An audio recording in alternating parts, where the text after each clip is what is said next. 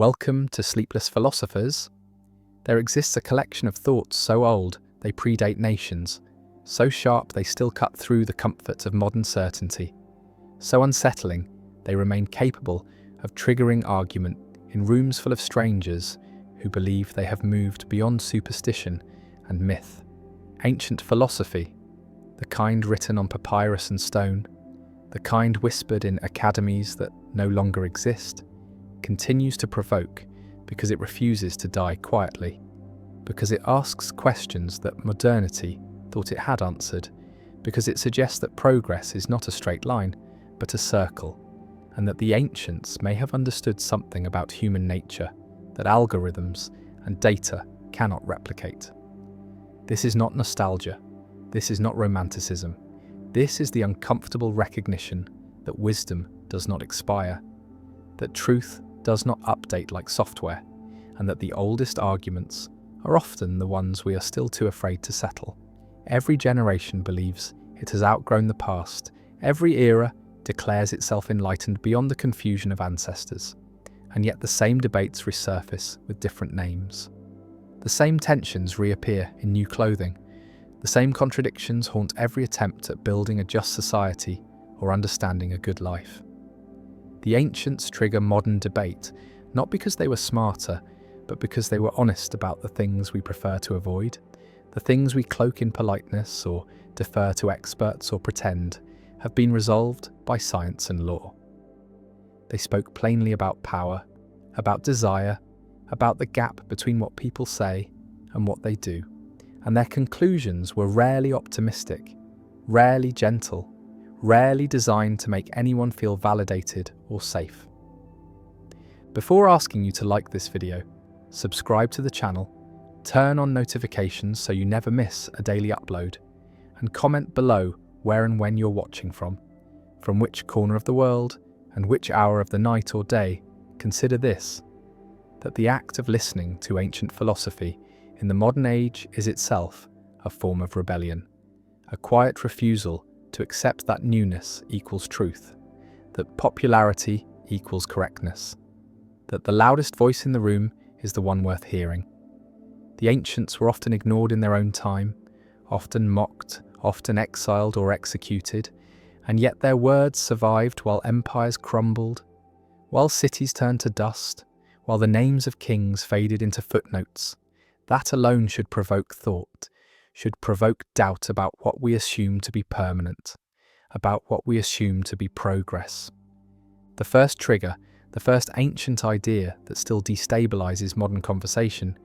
is the claim made by Heraclitus that everything flows, that permanence is illusion, that the river you step into today is not the river you stepped into yesterday. That identity itself is a flickering flame pretending to be solid. Heraclitus believed that change was the only constant, that conflict was the father of all things, that harmony emerged not from agreement but from tension, from opposing forces pulling against each other in a balance that could never settle into peace. Modern society hates this idea, builds entire systems to deny it, creates contracts and institutions and identities designed to resist flux, to anchor the self in something stable, something knowable, something that does not dissolve the moment you try to define it. People speak of finding themselves as if the self were a lost object waiting to be discovered, as if identity were a fixed thing rather than a process, a verb rather than a noun. Heraclitus would say that the self you think you have found is already gone, that the person you were this morning is not the person reading these words now, that memory creates the illusion of continuity, but the substance beneath is always moving, always becoming something else. This triggers debate because it undermines the foundation of modern life, the belief in personal identity, in accountability, in the idea that you can be held responsible for actions taken by a version of yourself that no longer exists. If everything flows, if nothing remains, then who signs the contract? Who serves the sentence? Who deserves the praise or blame? The law requires stability, morality requires continuity, and Heraclitus offers neither, only the cold comfort that change is real, and permanence is the lie we tell ourselves to sleep at night. The second trigger comes from Parmenides, who argued the exact opposite, who claimed that change itself is impossible, that what is cannot become what is not, that all motion and transformation are illusions of the senses, that reality is a single, eternal, unchanging whole, and everything else is deception. Parmenides believed that the world of appearances, the world of birth and death and decay, was a trick played on human perception, that true being was timeless, indivisible, and entirely static. Modern science rejects this, insists that change is observable, measurable, provable, that atoms decay and stars collapse and bodies age, but Parmenides would reply that observation itself is unreliable, that the senses report only surfaces, only shadows, and that reason, pure reason, reveals a deeper truth beneath the noise. This idea triggers debate because it calls into question the entire empirical project, the belief that what can be tested and repeated is real, the assumption that the material world is the only world worth studying. If Parmenides is right, then science is studying illusion, medicine is prolonging a dream, and all progress is lateral movement within a lie. Philosophy departments still wrestle with this, still attempt to reconcile the logic of Parmenides with the evidence of change,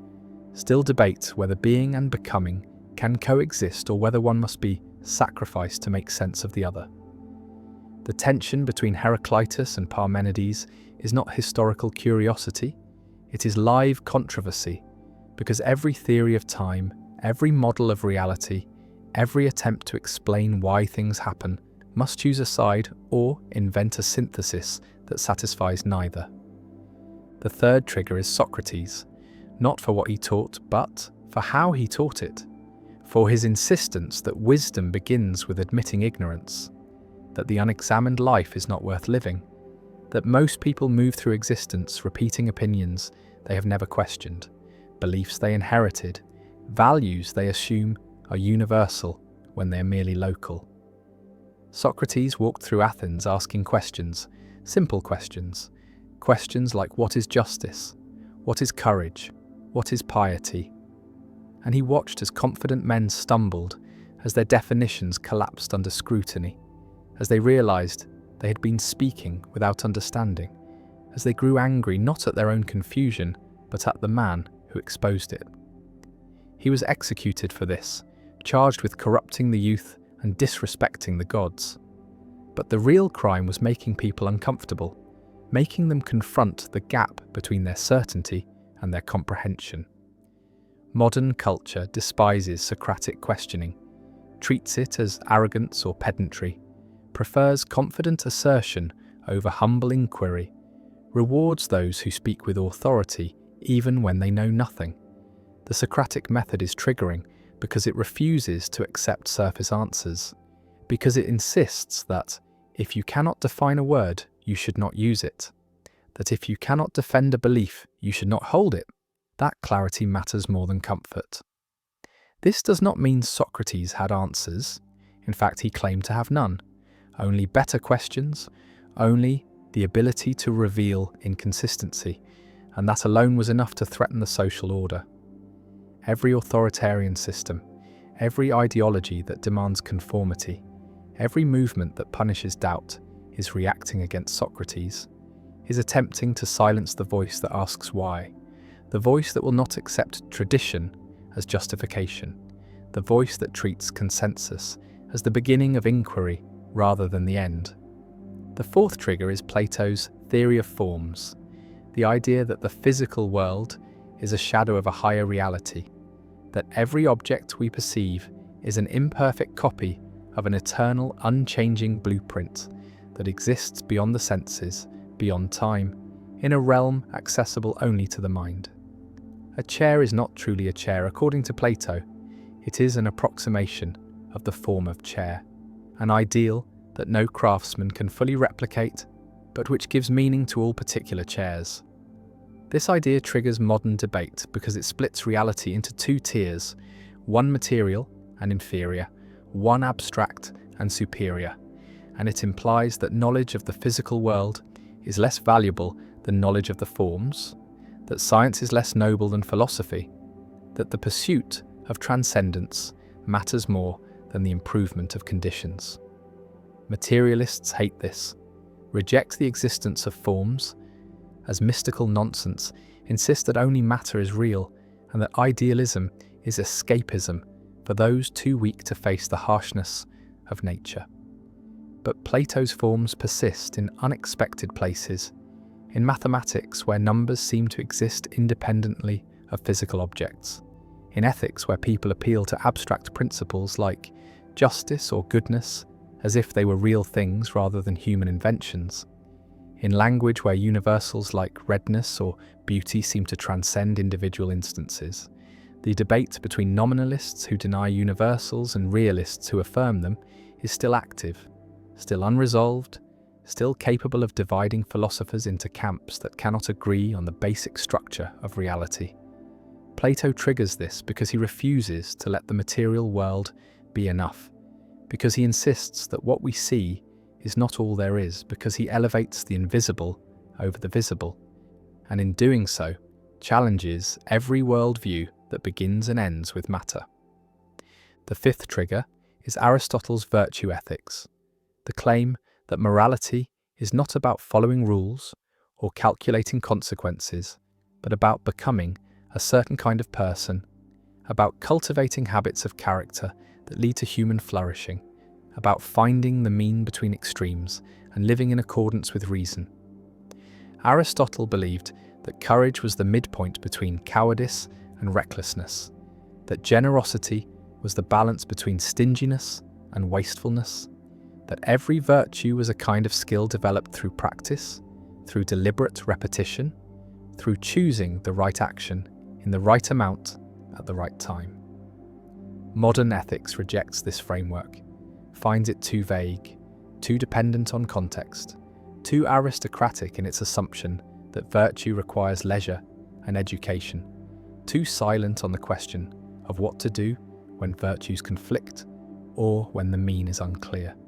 Utilitarians argue that outcomes matter more than character, that a good person who causes harm is worse than a bad person who produces benefit, that morality should be measured in aggregate happiness rather than individual excellence. Deontologists argue that duty matters more than virtue, that some actions are wrong regardless of who performs them or how skilled they are,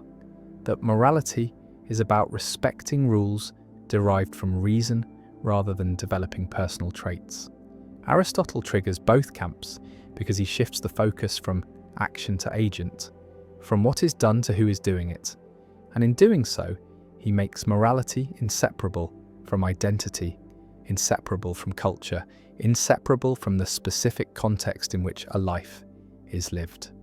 This makes virtue ethics incompatible with universal moral codes, incompatible with legal systems that must apply the same standard to everyone, incompatible with any project that seeks to reduce ethics to a formula or a calculation.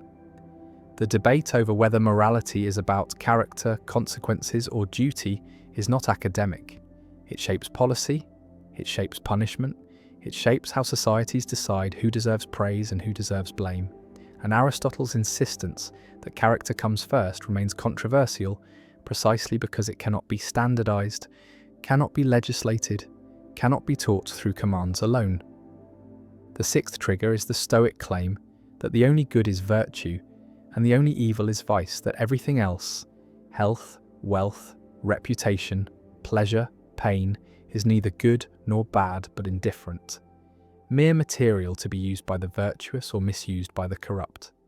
Epictetus taught that suffering comes not from events but from judgments about events, that external circumstances have no power to harm the soul unless the soul consents to be harmed, that freedom is found not in controlling the world but in controlling one's response to the world. Marcus Aurelius wrote that obstacles become the way, that resistance is fuel, that the universe is either chaos or providence, and in either case the wise person accepts what comes without complaint and acts with integrity regardless of outcome. Modern culture finds this triggering because it denies victimhood, because it refuses to blame circumstances, because it places the burden of peace entirely on the individual and offers no comfort for those who suffer through no fault of their own. Critics call Stoicism cold, call it a philosophy for the privileged, call it a rationalization of oppression that tells the enslaved to accept their chains and the sick to embrace their illness. But Stoics would reply that acceptance is not passivity, that acknowledging what cannot be changed is not the same as approving of it, that the distinction between what is up to us and what is not up to us is the foundation of sanity, the difference between agency and helplessness. The debate over Stoicism is the debate over responsibility, over whether people are shaped by their environment or capable of rising above it, over whether compassion requires validating every feeling or teaching people to question their own reactions. Stoicism triggers because it offers no excuses, no external enemies to blame, no promise that life will be fair, only the hard claim that character is the only thing worth protecting and everything else is negotiable. The seventh trigger is Epicurus, who argued that pleasure is the highest good, that the goal of life is to maximize happiness and minimize pain, but who defined pleasure not as indulgence or excess, but as the absence of disturbance, as tranquility, as the state of being free from fear and physical suffering. Epicurus believed that most people chase the wrong pleasures, pursue wealth and fame and power in the mistaken belief that these things will bring satisfaction, when in fact they bring only anxiety, only competition, only the endless hunger for more. He taught that the greatest pleasures are simple: friendship, bread, water, a garden, the removal of pain rather than the addition of sensation, and that death is nothing to fear because it is simply the end of sensation, the cessation of experience, neither good nor bad but neutral, a return to the state before birth. Modern hedonists claim Epicurus as their ancestor, point to his emphasis on pleasure as validation for pursuing whatever feels good, but this misreads him entirely, distorts his philosophy into its opposite, turns moderation into license. Epicurus would be horrified by consumer culture, by the constant stimulation, by the belief that happiness requires novelty and intensity, by the addiction to distraction and the terror of boredom. His philosophy triggers debate because it challenges both ascetics who deny pleasure and hedonists who worship it, because it insists that wisdom lies in choosing carefully, in understanding that some pleasures create more pain than they prevent, that the calculus of happiness is complex and easily miscalculated. Utilitarians borrowed from Epicurus but diluted him, turned his personal philosophy of tranquility into a social calculus of aggregate pleasure, shifted the focus from the individual soul to the collective outcome, and in doing so lost the distinction between higher and lower pleasures, between satisfaction and satiation. The debate over whether pleasure can be quantified, whether all pleasures are equal, whether happiness is subjective or objective, whether the absence of pain counts as pleasure or merely as neutral, all of this stems from Epicurus, from his attempt to make pleasure respectable, to rescue it from the accusation of selfishness by defining it as peace rather than excitement. The eighth trigger is Diogenes the cynic, who rejected society entirely, who lived in a barrel, who owned nothing, who masturbated in public and urinated on those who insulted him, and told Alexander the Great to step aside because he was blocking the sunlight. Diogenes believed that civilization was a corruption, that social norms were chains, that virtue required stripping away everything artificial, everything conventional, everything that human beings had invented to distance themselves from animals. He called himself a cosmopolitan, a citizen of the world, owing loyalty to no city, no king, no custom, and he practiced what he preached by living like a dog, eating scraps, sleeping outdoors, performing bodily functions without shame. Modern society cannot process Diogenes, cannot decide whether he was a sage or a madman, whether his rejection of property and status was enlightenment or mental illness, whether his disregard for decency was freedom or pathology. Anarchists admire him, see in his life a refusal to participate in systems of domination, a radical honesty that exposes the absurdity of hierarchy and wealth. Conservatives despise him, see in his life a threat to order, a glorification of filth and laziness, a philosophy that if universalized would collapse civilization into chaos. Diogenes triggers because he lived the conclusion that most philosophers only theorize, because he actually abandoned comfort and safety and respect in pursuit of virtue, because he proved that it is possible to survive without the things people believe are necessary, and in proving this he made everyone else look like cowards, like compromisers, like people who talk about freedom but refuse to pay its price. The debate over Diogenes is the debate over whether society is worth preserving, whether the benefits of civilization outweigh its costs, whether human flourishing requires culture, or whether culture is the thing that prevents flourishing. No one lives like Diogenes anymore. No one is willing to. And that fact alone is either proof that he was wrong or proof that he was right, and everyone else is too comfortable to admit it. The ninth trigger is Pyrrhonian skepticism,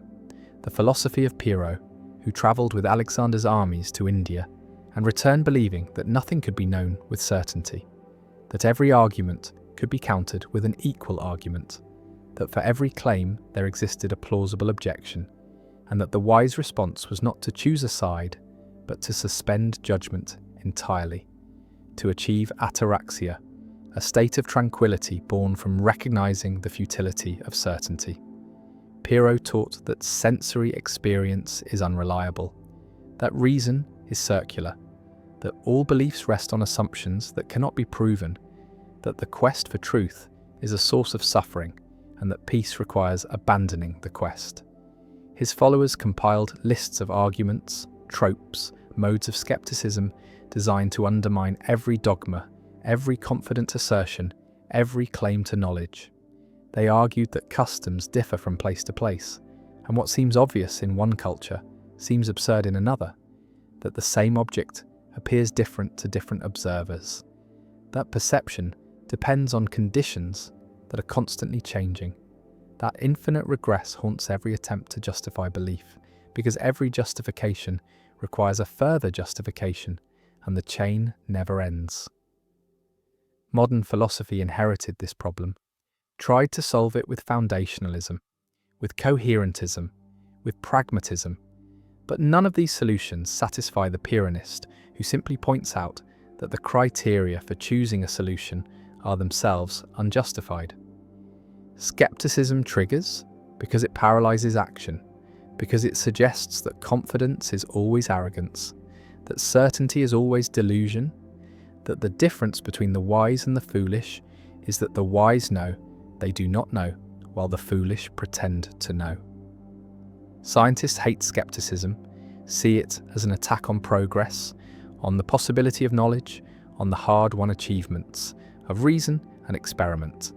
But Pyrrhonists would reply that science itself rests on assumptions, on induction, on the belief that the future will resemble the past and that these assumptions cannot be proven without circularity. The debate over skepticism is the debate over whether knowledge is possible, whether certainty can ever be justified,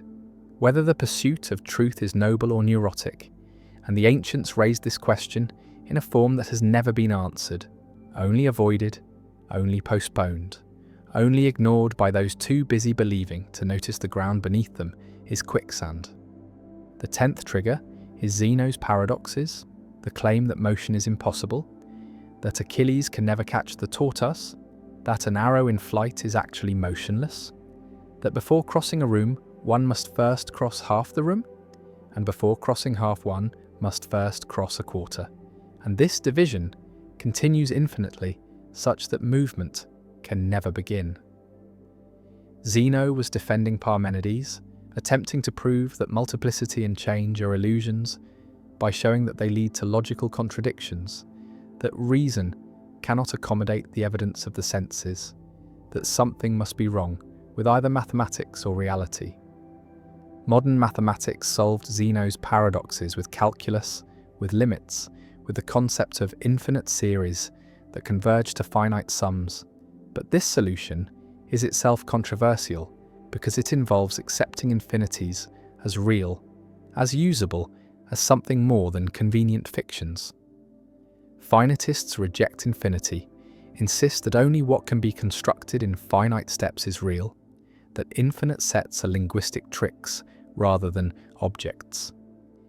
Intuitionists reject the law of excluded middle, argue that mathematical truth depends on proof rather than correspondence, that a statement is not true or false until demonstrated.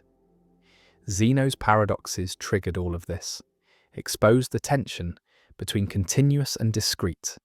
between geometry and arithmetic, between the smoothness of space and the discreteness of number. Physicists now debate whether space-time is continuous or quantized, whether there exists a smallest unit of distance, or whether division proceeds infinitely. And this debate is Zeno's debate, still unresolved, still capable of producing incompatible theories that make identical predictions. Zeno triggers because he weaponized logic against common sense, because he showed that what seems obviously true, that motion happens, that objects move, can be made to seem absurd through careful reasoning. And this raises the uncomfortable question of what to do when reason and experience conflict, when the map contradicts the territory, when the tool we trust to understand reality tells us that reality is impossible. The 11th trigger is Heraclitus again, this time with his claim that war is the father of all things, that conflict is not a breakdown of order but the condition of order, that harmony emerges from opposition, that justice is not peace but balance between competing forces. Heraclitus believed that the universe is structured like a bow or a lyre, held together by tension, by forces pulling in opposite directions, and that if the tension were released, everything would collapse into uniformity, into sameness, into death. Modern ideologies hate this. Dream of a world without conflict, build utopias on the assumption that disagreement is a problem to be solved rather than a feature to be managed, that once people are educated or enlightened or freed from oppression, they will naturally agree and cooperation will replace competition. Heraclitus would call this naive, would point out that life itself is conflict, that cells compete for resources, that organisms struggle to survive,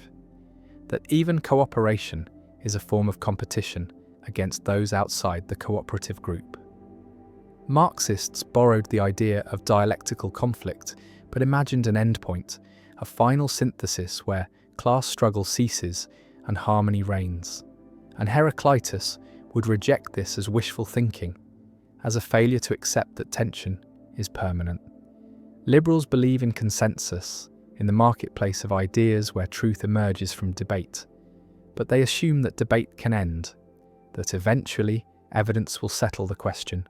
And Heraclitus would argue that for every synthesis there arises a new antithesis,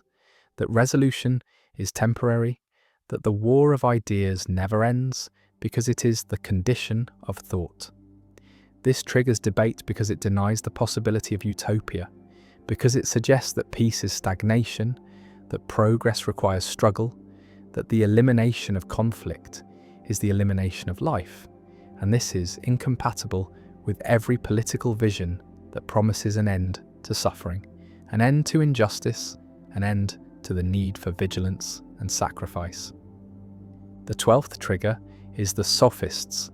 the travelling teachers who charged fees to teach rhetoric, who claimed that truth was relative, that morality was conventional,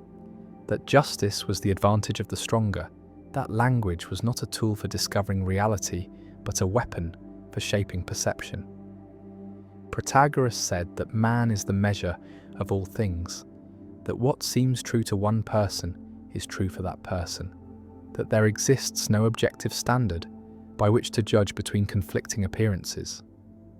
Gorgias said that nothing exists, and if it did exist, it could not be known, and if it could be known, it could not be communicated, and that therefore all speech is persuasion rather than description, all argument is performance rather than discovery. Thrasymachus said that justice is whatever the powerful say it is, that laws are made by rulers to serve their interests, that morality is a con game played by the weak to restrain the strong. The sophists were hated in their time, accused of corrupting youth, of making the weaker argument appear stronger, of teaching people to win debates rather than seek truth, and they are still hated now by anyone who believes in objective values, in universal principles, in the possibility of knowledge that transcends perspective. Postmodernists rehabilitated the sophists, saw in their relativism a healthy skepticism toward grand narratives, toward claims of universal truth that mask particular interests, toward the pretense that reason is neutral rather than culturally embedded. Critics of postmodernism see the sophists as nihilists, as destroyers of meaning, as enablers of totalitarianism, because if truth is relative, then power is all that remains. If morality is conventional, then might makes right. If language is only persuasion, then propaganda is indistinguishable from education. The debate over the sophists is the debate over whether truth exists independently of human belief, whether morality is discovered or invented, whether rhetoric is a legitimate tool or a dangerous trick. And this debate is more urgent now than ever, because the internet has made everyone a sophist, has made persuasion easy and verification hard, has created an environment where the most compelling narrative wins regardless of correspondence to reality. The 13th trigger is Plato's allegory of the cave,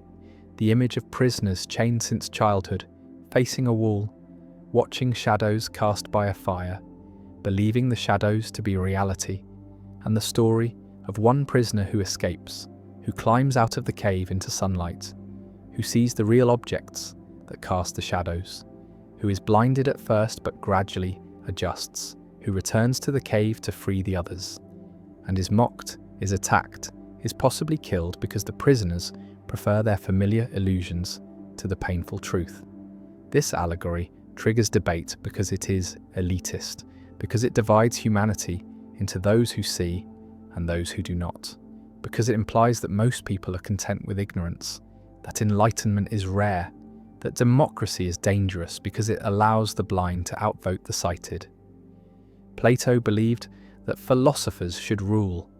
that the enlightened few who have seen the forms, who understand reality beyond appearance, are the only ones qualified to govern,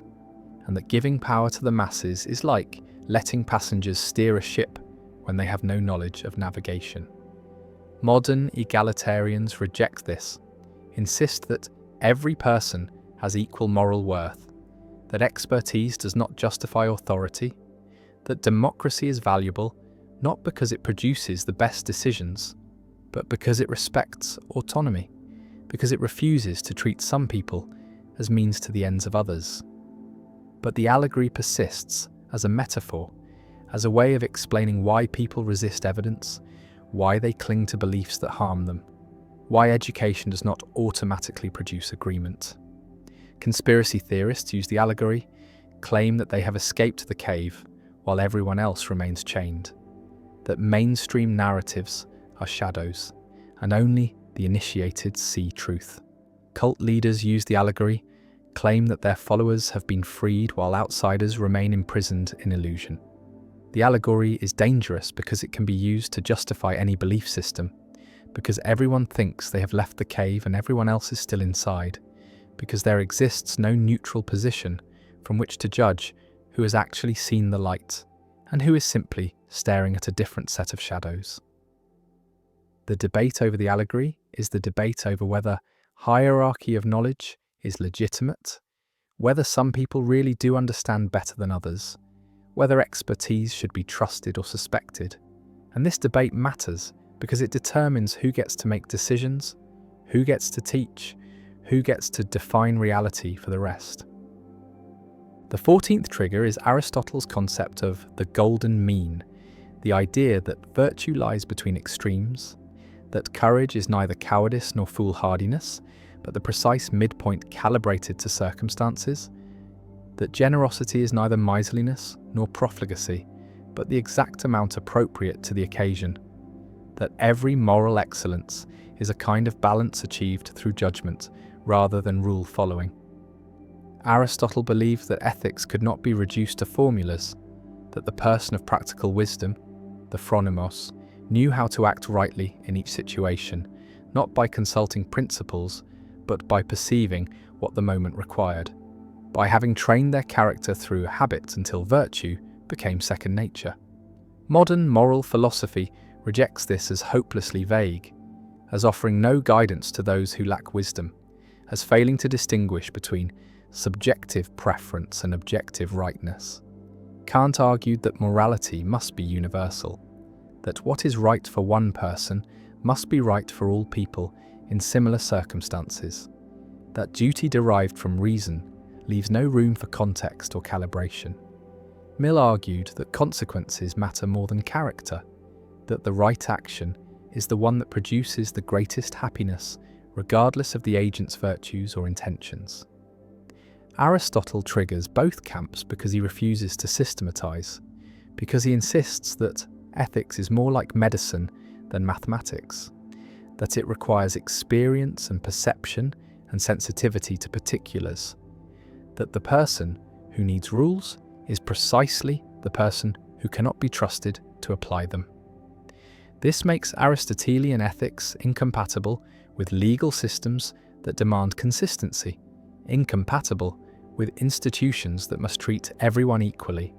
incompatible with any attempt to teach morality through codes or commandments. The debate over whether morality is situational or absolute, whether virtue can be taught or only cultivated,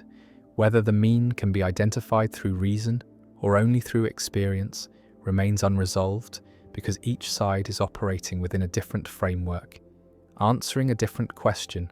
and Aristotle's insistence that context matters makes him impossible to refute and equally impossible to vindicate. The 15th trigger is the Stoic dichotomy of control, the division of everything into what is up to us and what is not up to us, with the claim that happiness depends entirely on focusing attention and effort on the former while accepting the latter with indifference. Epictetus taught that our opinions, our desires, our aversions, our actions are up to us, while our bodies, our possessions, our reputations, our outcomes are not up to us, and that suffering arises from confusing the two categories, from investing emotional energy in things we cannot control while neglecting the things we can. Modern psychology partially agrees, uses similar concepts in cognitive behavioral therapy, in the Serenity Prayer, in the distinction between process goals and outcome goals. But modern psychology also emphasizes that external circumstances matter, that trauma is real, that some suffering cannot be resolved through mindset alone. Stoicism triggers because it seems to blame victims, seems to suggest that if you are unhappy, it is your own fault for caring about the wrong things, that poverty and illness and injustice are problems only if you judge them to be problems, that acceptance is always possible and always sufficient. Critics argue that this makes Stoicism complicit in oppression, that it teaches slaves to accept chains rather than teaching masters to remove them, that it promotes resignation rather than resistance. Stoics reply that acceptance does not mean approval, that recognizing what cannot be changed is not the same as liking it, that the distinction between internal and external is the foundation of agency rather than its denial. The debate over Stoicism is the debate over responsibility, over whether people are primarily shaped by circumstances or primarily authors of their own experience, over whether compassion requires validating feelings or teaching emotional discipline, over whether resilience is a virtue or a demand that asks too much of those who have already suffered. Stoicism triggers because it offers no comfort to those who want their pain acknowledged, no validation to those who feel wronged, only the hard teaching that tranquility is possible regardless of conditions, and that this possibility is both liberation and accusation. The 16th trigger is cynicism's rejection of shame. Diogenes' claim that anything natural is permissible,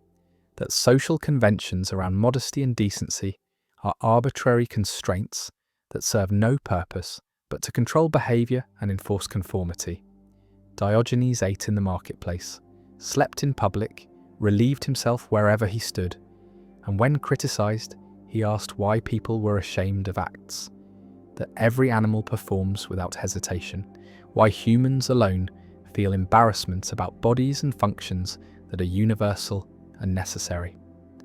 Modern civilization is built on shame, on the regulation of bodily display, on the privatization of sex and excretion, on the idea that some things should be hidden even though everyone does them. The cynics argue that this is hypocrisy, that shame is a tool of domination, that liberating the body from social surveillance is a form of resistance against systems that profit from repression. Conservatives argue that shame is civilization, that without it, humans descend into barbarism,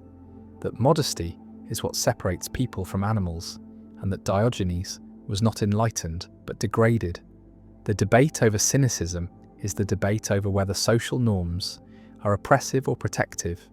whether human nature is something to be expressed or something to be restrained, whether the body is a site of liberation or a source of temptation. Feminists use cynic arguments to challenge dress codes and beauty standards, to reclaim bodies from objectification, but they also recognise that exposure can be weaponized, that the removal of shame can make vulnerable people more vulnerable. Libertarians use cynic arguments to challenge paternalism, to defend the right to live however one chooses without interference. But they also recognise that collective life requires some coordination, some restraint, some agreement about boundaries. Diogenes triggers because he lived without boundaries, because he treated his body as his own and ignored everyone else's discomfort. And this makes him either a hero of autonomy or a warning about the consequences of radical individualism. The 17th trigger is Heraclitus' claim that the same road goes both up and down, that opposites are identical, that cold is hot in process, that life is death in process, that you cannot separate good from evil because they define each other, because one cannot exist without the other, because the boundary between them is not a wall but a gradient. Heraclitus believed that tension creates meaning, that without opposition there is only blank uniformity, that day matters because night exists, that health matters because sickness exists, that the attempt to eliminate one pole of any duality will destroy both. Modern morality rejects this, insists that good and evil are distinct, that evil can and should be eradicated, that the goal of ethics is to maximize good and minimize evil until only good remains. Heraclitus would call this incoherent, would argue that a world of only light has no brightness, because brightness is contrast, that a world of only pleasure has no happiness because happiness is relief, that the elimination of suffering would eliminate satisfaction because satisfaction is the end of suffering. Nietzsche borrowed this idea, argued that the greatest heights require the deepest depths, that strong cultures emerge from hardship and decay in comfort, that the attempt to create a painless world produces only weakness and boredom. Utilitarians hate this, see it as an excuse for tolerating preventable harm, as a romanticization of suffering that serves the interests of those who benefit from the status quo. The debate over whether opposites are interdependent or independent is not academic. It shapes how people respond to tragedy, whether they see it as meaningless evil to be opposed or as necessary shadow that gives light its definition.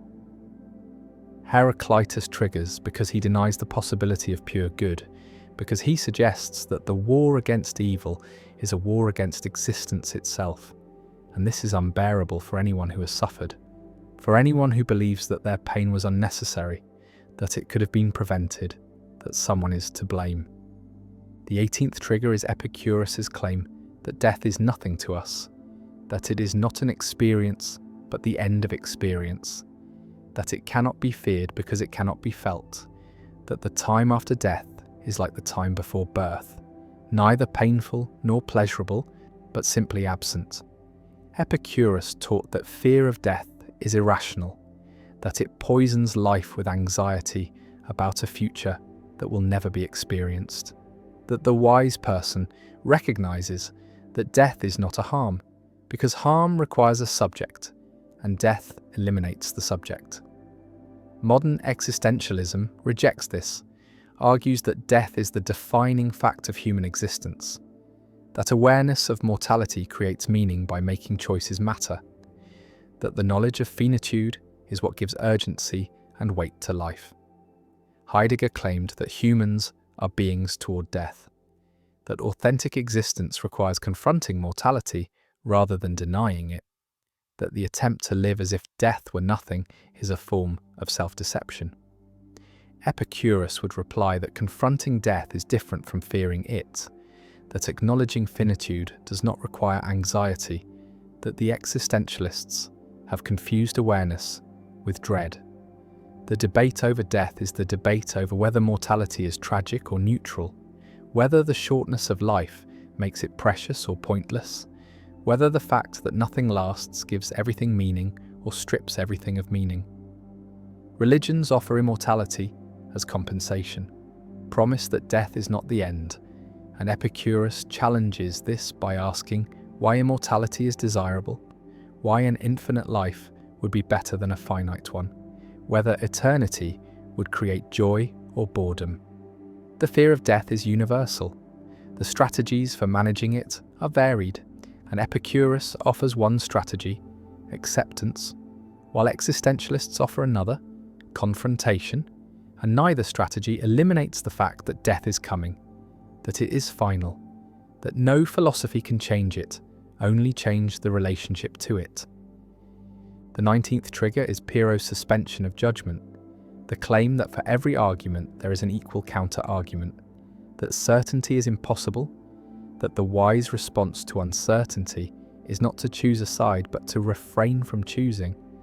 to hold all beliefs lightly, to live without dogma. Pyrrho taught that most suffering comes from attachment to beliefs, from the conviction that one's own view is correct and opposing views are wrong, that the quest for truth creates conflict and anxiety, while suspension of judgment creates peace.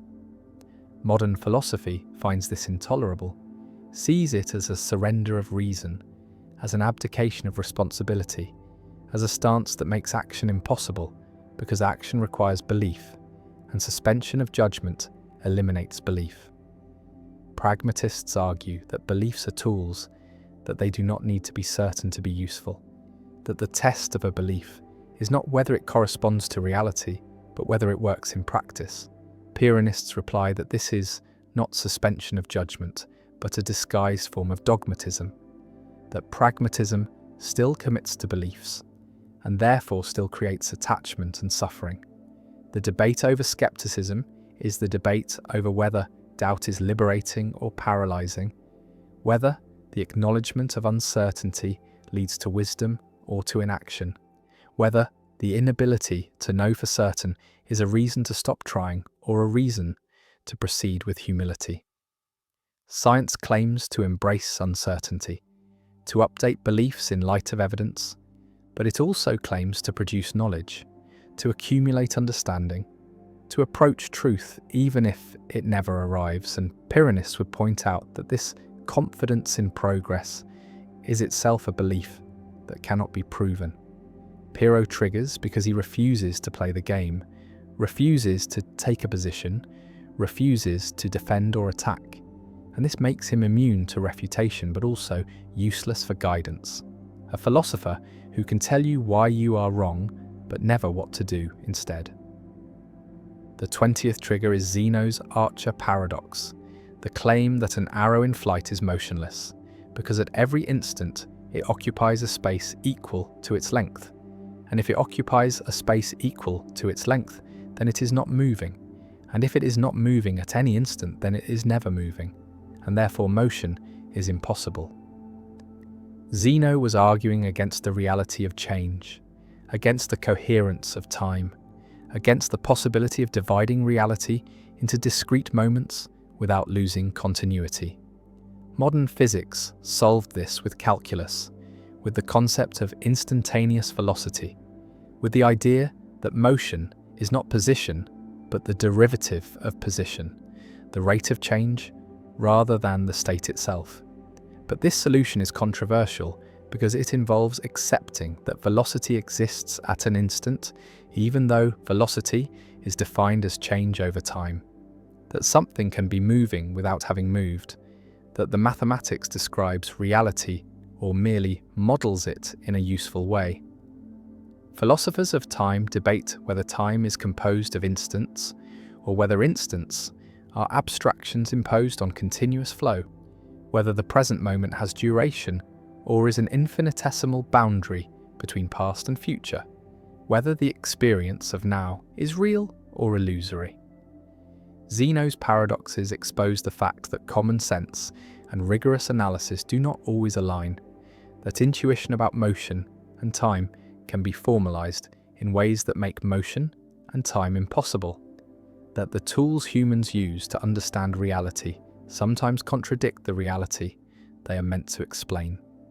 This triggers debate because it reveals that the foundations of knowledge are not secure, that even simple observations like arrows fly require complex theories to justify, that what seems obvious can be made to seem absurd through logic.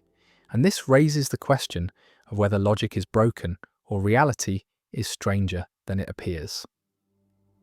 The 21st trigger is the sophist claim that justice is the advantage of the stronger, that laws are made by those in power to serve their interests, that morality is not discovered through reason but imposed through force, that the language of rights and fairness is a mask for domination. Thrasymachus argued this in Plato's Republic, claimed that the ruler defines justice as whatever keeps them in power, that the ruled obey not because the laws are right, but because disobedience is punished, that the just person is a fool who serves the interests of others, while the unjust person thrives by exploiting the system. Glaucon extended this with the story of the Ring of Gyges, a ring that makes its wearer invisible, and asked whether anyone would remain just if they could commit injustice without consequences, whether morality is anything more than fear of punishment dressed up as virtue. Modern legal realism and critical theory borrow this idea, argue that law is politics, that judicial decisions reflect the biases and interests of judges, that the pretense of neutrality serves to legitimize inequality. Marxists argue that law is superstructure, that it emerges from economic relations, that it protects property and therefore protects those who own property at the expense of those who do not. Liberals reject this, insist that justice is more than power, that laws can be evaluated against principles of fairness, that rights exist independently of enforcement. Thrasymachus triggers because he refuses to accept the legitimacy of moral language, because he treats appeals to justice as rhetorical strategies rather than genuine appeals to truth, because he suggests that the only reason to be moral is to avoid punishment, and that anyone who could escape punishment would abandon morality immediately. This is unbearable for anyone who believes that right and wrong are real, that conscience is more than fear, that moral progress is possible, and the fact that Thrasymachus was never convincingly refuted by Socrates, only out-argued, only shamed into silence, suggests that the problem he raised is still open, still capable of undermining every ethical system that claims to be more than convention backed by force. The 22nd trigger is Aristotle's claim that some people are natural slaves, that hierarchy is embedded in nature itself, that certain individuals lack the capacity for full rationality and are better off being ruled by others, that slavery is not merely a social institution, but a reflection of inherent inequality among human beings. Aristotle argued that just as the soul rules the body and reason rules the passions, so too do some people rule others, not through arbitrary violence, but through natural fitness, through a distribution of abilities that makes subordination beneficial for both master and slave. Modern egalitarianism finds this repulsive, sees it as a rationalization of oppression, as proof that even the greatest minds can be corrupted by the prejudices of their era, that intelligence does not guarantee moral insight. But Aristotle's argument triggers debate precisely because it cannot be dismissed as simple bigotry, because it rests on claims about human nature, about the unequal distribution of abilities, about the fact that not everyone is equally capable of self-governance. And these claims are uncomfortable because they contain a grain of observable truth, even if the conclusion is morally intolerable. Modern society insists on equal moral worth while acknowledging unequal abilities, insists that differences in intelligence or strength or virtue do not justify differences in rights. But this position requires separating moral status from natural capacity, requires asserting that dignity is intrinsic rather than earned. And this assertion is philosophical rather than empirical, a commitment rather than a discovery. The debate over natural slavery is the debate over whether inequality justifies hierarchy, whether the fact that people differ in ability means they should differ in authority, whether competence creates entitlement, and every system that claims to be meritocratic, that rewards talent and punishes incompetence, contains an echo of Aristotle's logic, even if it rejects his conclusion. The 23rd trigger is the Stoic cosmopolitanism of Marcus Aurelius, the idea that every human being is a citizen of the world, that local loyalties are narrow and irrational, that the wise person feels kinship with all of humanity rather than privileging family, tribe, or nation. Marcus wrote that the universe is a single living organism, that every part serves the whole, that injury to one part is injury to the system, that the rational person recognizes their place in the cosmic order and acts accordingly. Modern nationalism rejects this, insists that particular attachments are natural and necessary, that love of country is a virtue rather than a vice, that cosmopolitanism is an elite fantasy disconnected from the reality of human psychology and political necessity. Communitarians argue that identity is formed through particular relationships,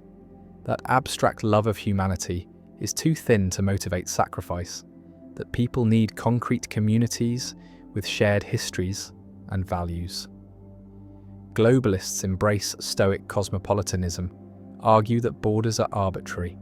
that moral consideration should not stop at national boundaries, that the suffering of distant strangers matters as much as the suffering of neighbours. The debate over cosmopolitanism is the debate over whether humanity is the proper unit of moral concern, or whether smaller units, family, community, nation, have legitimate claims that override universal obligations. Stoicism triggers this debate because it denies the moral significance of proximity, because it insists that the accident of where someone is born does not determine their worth, because it challenges the intuition that people have special duties to those near them. And this challenge is unbearable for anyone who believes that caring for strangers equally with loved ones is not morality, but pathology, not enlightenment, but alienation. The 24th trigger is Heraclitus's river,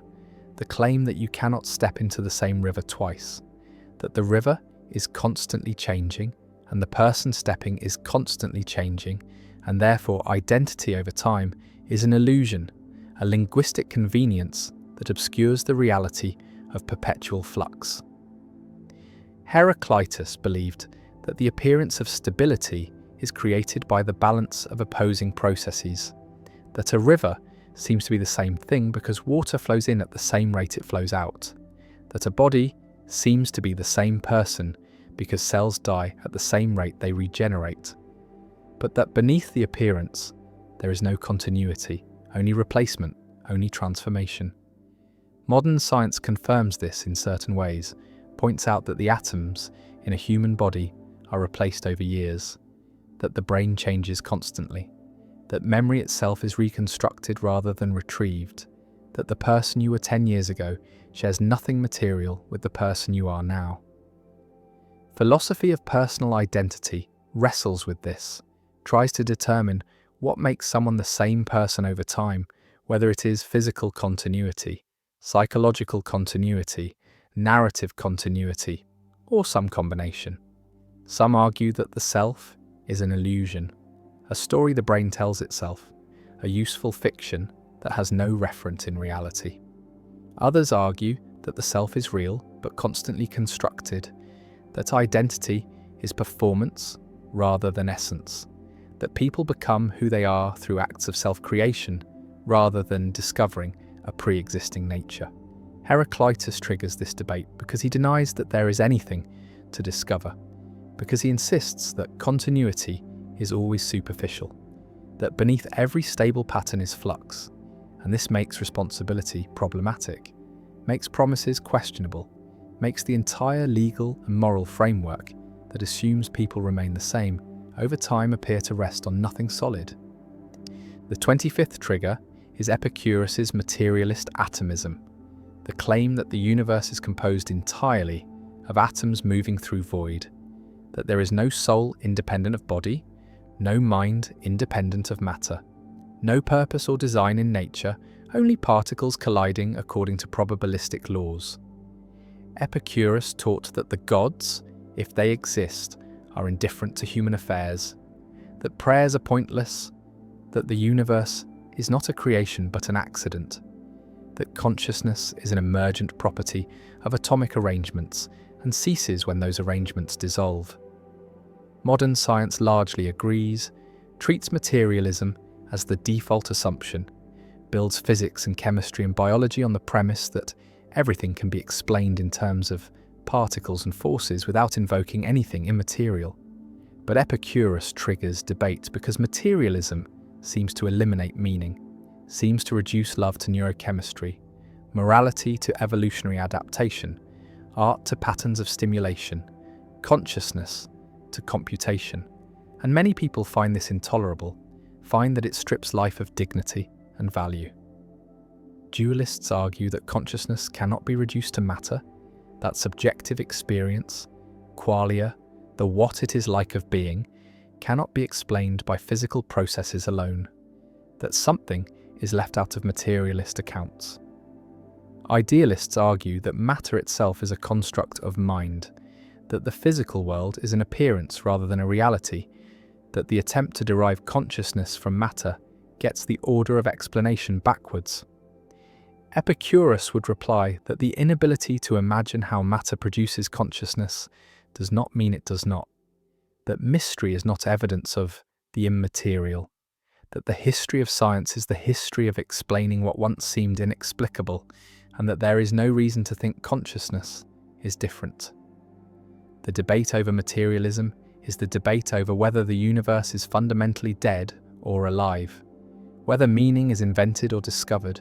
whether human beings are subjects in a meaningful cosmos or objects in a meaningless machine. And this debate matters because it shapes how people live, how they grieve, how they hope, how they interpret their own existence. The 26th trigger is Diogenes' contempt for Plato, his mockery of the theory of forms, his act of plucking a chicken and presenting it to Plato's academy, saying, "Here is your featherless biped, here is your man," exposing the inadequacy of definition, the gap between concept and reality. Diogenes rejected abstraction, rejected the idea that there exists a perfect form of humanity distinct from actual humans, rejected the notion that philosophers should seek truth in a realm beyond the senses when the senses provide all the truth anyone needs. Plato had defined man as a featherless biped, a definition meant to capture the essence of humanity, and Diogenes responded by showing that the definition applies equally well to a plucked chicken, that abstract definitions fail to capture the particularity of things, that language is a blunt instrument incapable of precision. Modern analytic philosophy is haunted by this problem, spends enormous effort trying to define terms with enough rigour to avoid counterexamples, and every definition produces edge cases, produces ambiguities, produces disputes about what counts and what does not. Wittgenstein eventually concluded that meaning is use, that words do not correspond to essences, but function in language games, that the attempt to find necessary and sufficient conditions for concepts is doomed because concepts are family resemblances, clusters of overlapping similarities with no single feature common to all. Diogenes triggers this because he weaponized mockery against philosophy, because he showed that cleverness is not wisdom, that the ability to construct definitions is not the same as understanding, that a plucked chicken is a rebuke to pretension, a reminder that reality resists systematization, that the world is messier than theory. The 27th trigger is Pyrrho's 10 modes of skepticism, the structured arguments designed to undermine every claim to knowledge, by showing that judgment depends on conditions that are arbitrary, relative, and unjustifiable. The first mode points out that different animals perceive the same objects differently, that honey tastes sweet to humans and bitter to some animals, that there is no neutral perspective from which to determine which perception is correct. The second mode points out that humans differ from each other, that what seems pleasant to one person seems painful to another, that sensory experience varies with physiology, and no standard exists to adjudicate between conflicting reports. The third mode points out that the same object appears different to different senses, that honey looks one way, tastes another, feels another, and that synthesis of these appearances into a unified object is an inference rather than an observation. The fourth mode points out that perception changes with circumstances, that the same water feels cold to a hot hand and warm to a cold hand. That appearance depends on the state of the observer. The fifth mode points out that judgment depends on position, that a tower looks round from a distance and square up close, that perspective determines appearance, and no perspective is privileged. The sixth mode points out that observation always involves a medium, that light passes through air and water before reaching the eye, that the object itself is never directly accessed, only its effects on the senses. The seventh mode points out that quantity and arrangement matter, that a pile of sand does not look like individual grains, that the whole is not the sum of the parts, that properties emerge from configuration rather than inhering in substances. The eighth mode points out that everything is relative, that large and small, fast and slow, good and bad are comparisons rather than absolutes, that nothing is intrinsically anything. The ninth mode points out that familiarity alters judgment, that the unusual seems strange and the usual seems normal, even when the distinction is arbitrary, that custom shapes perception. The 10th mode points out that beliefs about what is valuable differ across cultures, that what one society considers virtuous, another considers vice, that moral judgment is conventional rather than natural. These modes are not historical curiosities,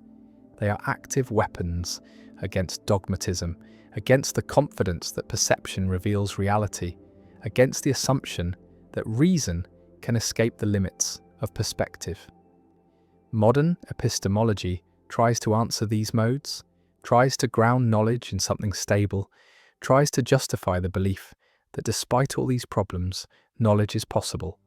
But the Pyrrhonists simply repeat the modes, point out that every justification rests on assumptions that can be questioned, that the regress never ends, that certainty is a mirage. The 28th trigger is the Stoic doctrine of fate, the claim that everything that happens is necessary, that the universe unfolds according to a rational plan, that what seems like chance is actually providence, that resistance to fate is futile and acceptance is the only path to peace. The Stoics believed in determinism, believed that every event is caused by prior events in an unbroken chain stretching back to the beginning of time, that freedom consists not in choosing what happens, but in choosing how to respond, that the wise person aligns their will with the natural order and thereby achieves tranquility. Modern libertarians about free will reject this, insist that humans are agents rather than automatons, that choice is real, that determinism eliminates responsibility and makes praise and blame incoherent. Compatibilists argue that freedom and determinism are compatible,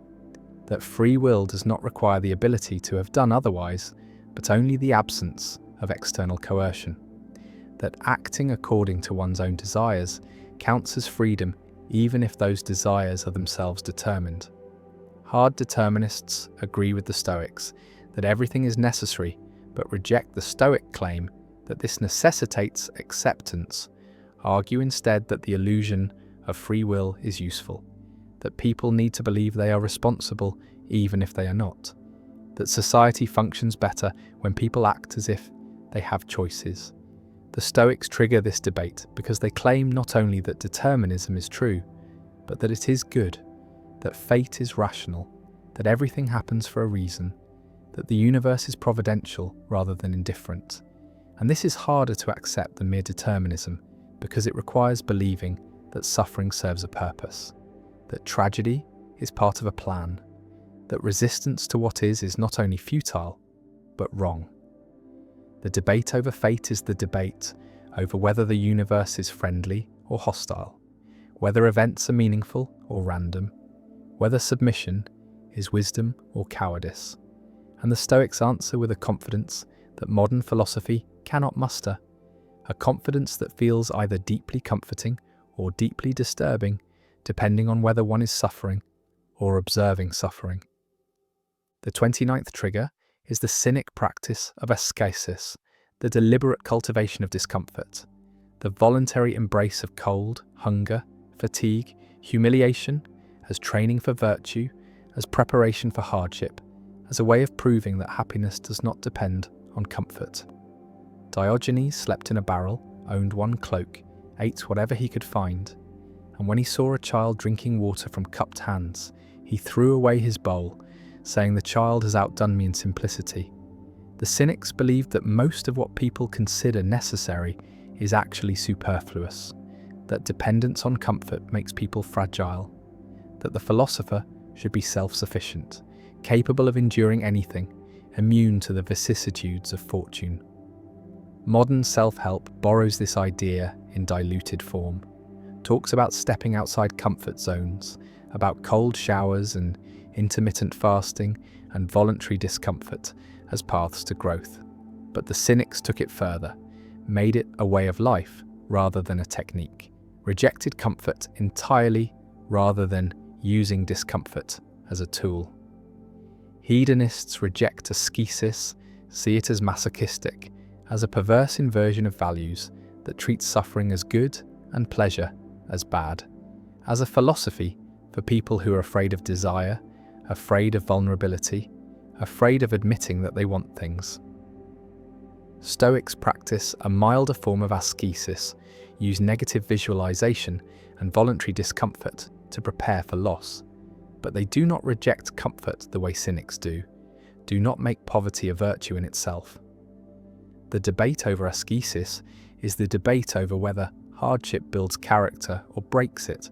whether people should seek resilience by exposing themselves to difficulty or by creating stable conditions that minimize difficulty, whether strength comes from enduring or from thriving, and the Cynics argue that modern life has made people weak, that the elimination of discomfort has eliminated the capacity to handle discomfort, that comfort is a trap that makes suffering unbearable when it inevitably arrives. The 30th trigger is Plato's theory of recollection, the claim that learning is not the acquisition of new knowledge, but the recovery of knowledge already possessed, that the soul existed before birth in a realm of forms, and that earthly experience merely reminds the soul of what it once knew directly. Plato argued this through Socrates' demonstration with a slave boy who, despite having no education in geometry, could be led through questioning to prove the Pythagorean theorem, suggesting that the knowledge was already present and only needed to be drawn out. Modern empiricists reject this entirely, insist that the mind begins as a blank slate, that all knowledge comes from experience, that there is nothing in the intellect that was not first in the senses. Rationalists are more sympathetic, argue that some knowledge is innate, that logical and mathematical truths cannot be learned from experience because they are necessary rather than contingent, that the structure of reason itself is built into the mind rather than constructed from observation. Cognitive scientists debate whether concepts are learned or triggered, whether language acquisition follows patterns that are too complex and too universal to be explained by environmental input alone, whether Chomsky's universal grammar is evidence of innate knowledge or merely innate capacity. Plato triggers this debate because he suggests that education is not transmission but excavation, that the teacher does not fill an empty vessel but helps the student remember what they have forgotten, and this has profound implications for pedagogy, for the relationship between teacher and student, for the question of whether knowledge can be taught or only discovered. If Plato is right, then authority shifts from the teacher, who knows, to the student who remembers. Then truth is not something external to be accepted, but something internal to be recognized. And this makes education a process of liberation rather than indoctrination, a process of questioning rather than answering. And this is why authoritarian systems hate Socratic method, hate the idea that truth is already inside people, waiting to be found, rather than something that must be imposed from outside. The 31st trigger is Aristotle's unmoved mover, the claim that motion requires a cause, that every moving thing is moved by something else, that the chain of movers cannot extend infinitely backward and must terminate in something that moves without being moved, something that is pure actuality with no potentiality, something that is thought thinking itself, and this unmoved mover is God. Aristotle believed that the unmoved mover does not create the universe or care about human affairs, but exists as the final cause toward which all things strive, the object of desire that sets everything in motion by being desirable rather than by acting. Modern physics rejects the need for an unmoved mover, explains motion through inertia and conservation laws, treats the question of why there is something rather than nothing as either unanswerable or meaningless. Theologians adopted Aristotle's argument, used it to prove the existence of God, but transformed the unmoved mover into a personal deity who creates and loves and judges, and Aristotle would not recognize this transformation, would reject the idea that the unmoved mover has intentions or emotions, or awareness of particulars. The debate over the unmoved mover is the debate over whether explanation requires a stopping point, whether infinite regress is acceptable or intolerable, whether the universe needs a ground or whether it can be self-sustaining. And this debate matters because it determines whether God is necessary or optional, whether the existence of motion implies a mover, or whether motion is simply a brute fact that requires no further justification. Aristotle triggers this because he tried to use pure logic to prove the existence of something beyond nature, because he claimed that reason alone, without revelation or faith, could establish the necessity of a first cause, and this makes the unmoved mover vulnerable to rational attack in a way that religious claims based on scripture or experience are not. The 32nd trigger is the Stoic view of emotions as judgments, the the claim that feelings are not passive responses to external events, but active evaluations that can be examined and corrected, that anger is not caused by insult, but by the judgment that one has been wronged, that grief is not caused by loss, but by the judgment that something valuable has been destroyed, that fear is not caused by danger, but by the judgment that something bad might happen. Epictetus taught that emotions follow from beliefs, and that changing beliefs changes emotions, that the person who is insulted but judges the insult as meaningless will not feel angry, that the person who loses something but judges it as never truly theirs will not feel grief. Modern psychology partially agrees, uses cognitive behavioral therapy to challenge distorted thinking, to identify irrational beliefs that produce unnecessary suffering, but modern psychology also recognizes that emotions have physiological components, that trauma changes the body, that some feelings arise too quickly to involve conscious judgment. Stoicism triggers debate because it seems to intellectualize emotion, to treat feelings as mistakes that can be corrected through better thinking. And this feels wrong to anyone who has experienced overwhelming emotion, who has felt anger or grief or fear that resisted all attempts at rational control. Critics argue that Stoicism is repressive, that it teaches people to deny their feelings rather than process them,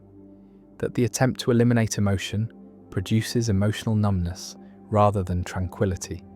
Stoics reply that they do not seek to eliminate emotion, but to eliminate irrational emotion, that the wise person still feels appropriate concern for what matters, but does not waste energy on what does not, that the goal is not to become unfeeling, but to feel rightly. The debate over emotion is the debate over whether feelings are trustworthy guides or obstacles to clear thinking, whether expressing emotion is healthy or indulgent, whether the ideal human is passionate or dispassionate, and this debate shapes therapy, shapes parenting, shapes how people understand their own inner lives. The 33rd trigger is Heraclitus's claim that character is fate, that a person's nature determines their destiny, that the patterns of thought and behavior established early in life shape everything that follows, that freedom is limited by the kind of person one has become. Heraclitus believed that most people live unconsciously, repeat the same mistakes, follow the same desires, and never escape the trajectory set by their character because they never examine it, never challenge it, never attempt to change it. Modern psychology confirms this in certain ways, points to personality traits that remain stable across lifespan, to habits that resist change, to the power of early experience to shape later outcomes. But modern psychology also emphasizes plasticity, the capacity for growth, the possibility of transformation through insight or therapy or deliberate practice. Self-help culture is built on the denial of Heraclitus, on the promise that anyone can change, that the past does not determine the future, that character is malleable rather than fixed, but the persistence of patterns, the difficulty of breaking addictions, the tendency to repeat relationship dynamics, all suggest that Heraclitus was capturing something real, something uncomfortable, something that most people prefer not to face. The debate over whether character is fate is the debate over whether people are responsible for who they are, whether change is possible, whether effort matters, whether therapy works,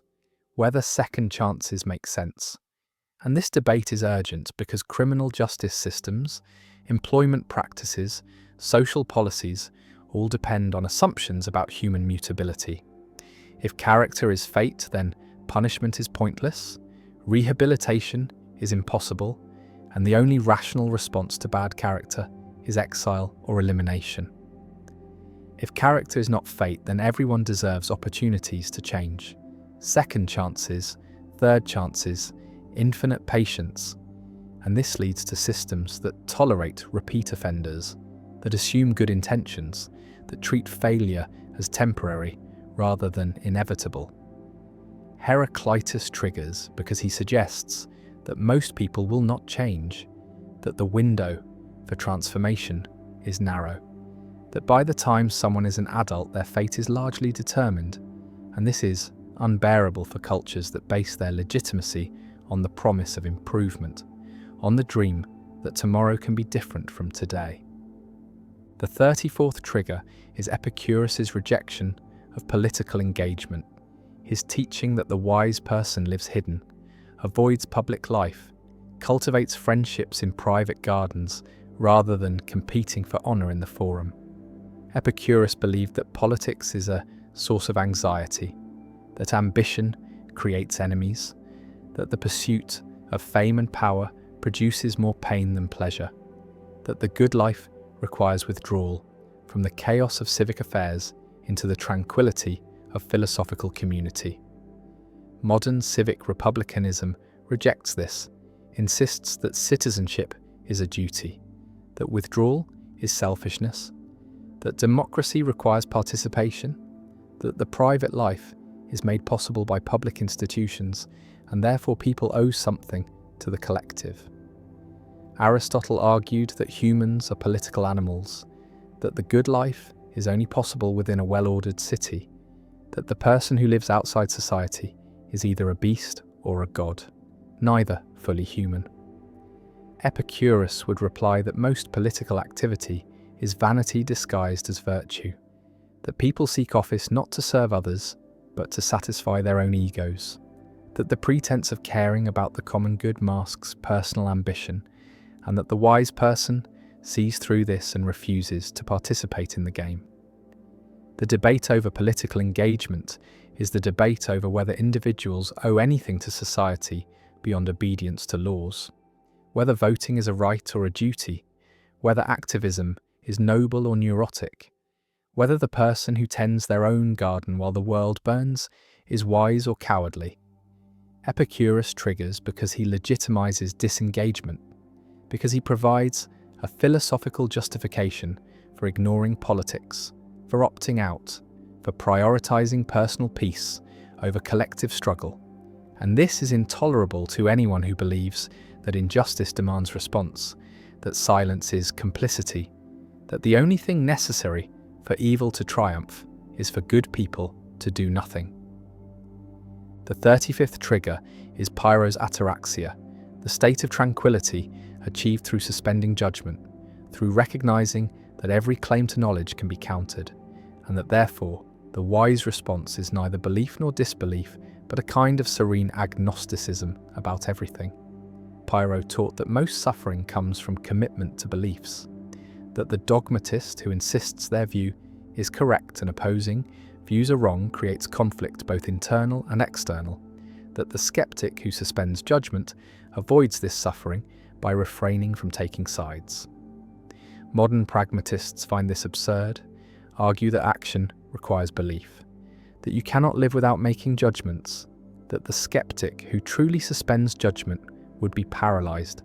unable to eat because they cannot judge whether food is safe, unable to speak because they cannot judge whether words have meaning. Pyrrhonists reply that they suspend theoretical judgment while retaining practical judgment, that they follow appearances and customs without committing to their truth, that they can act as if beliefs are true without believing they are true. And this distinction between theoretical and practical seems fragile, seems like a way of having it both ways, seems like skepticism that applies to everyone else's beliefs, but not to their own. The debate over ataraxia is the debate over whether peace requires certainty or uncertainty, whether the inability to know creates anxiety or relief, whether the quest for truth is a source of meaning or a source of torment. And this debate matters because it shapes how people respond to ambiguity, whether they see it as a problem to be solved or a fact to be accepted, whether they seek closure or learn to tolerate openness. The 36th trigger is Diogenes' response to Alexander, the story of the most powerful man in the world visiting the most powerless, of Alexander asking what he could do for Diogenes, and Diogenes replying that Alexander could step aside because he was blocking the sun. This story triggers debate because it inverts the hierarchy, because it suggests that the beggar has something the king lacks, that poverty can be freedom while wealth is imprisonment, that the person who needs nothing is more powerful than the person who commands armies. Modern capitalism hates this story, builds entire systems on the premise that wealth is good, that accumulation is rational, that the person with more resources is better off than the person with fewer. And Diogenes challenges all of this by living well with nothing, by demonstrating that happiness does not require what most people spend their lives pursuing. Stoics admire Diogenes but do not imitate him. Practice a softer version of his philosophy. Accept wealth as an indifferent that can be used virtuously, but do not seek poverty as a good. Cynics take Diogenes seriously. Live the conclusion, reject comfort and respectability and safety in pursuit of absolute self-sufficiency, and most people find this insane. Find that it crosses the line from philosophy into pathology, that it sacrifices too much for too little, that the freedom Diogenes achieved is not worth the price he paid. The debate over Diogenes and Alexander is the debate over what power means, whether it is the ability to control others or the ability to control oneself, whether the rich man who wants more is poorer than the poor man who wants nothing, whether autonomy requires minimizing needs or maximizing resources.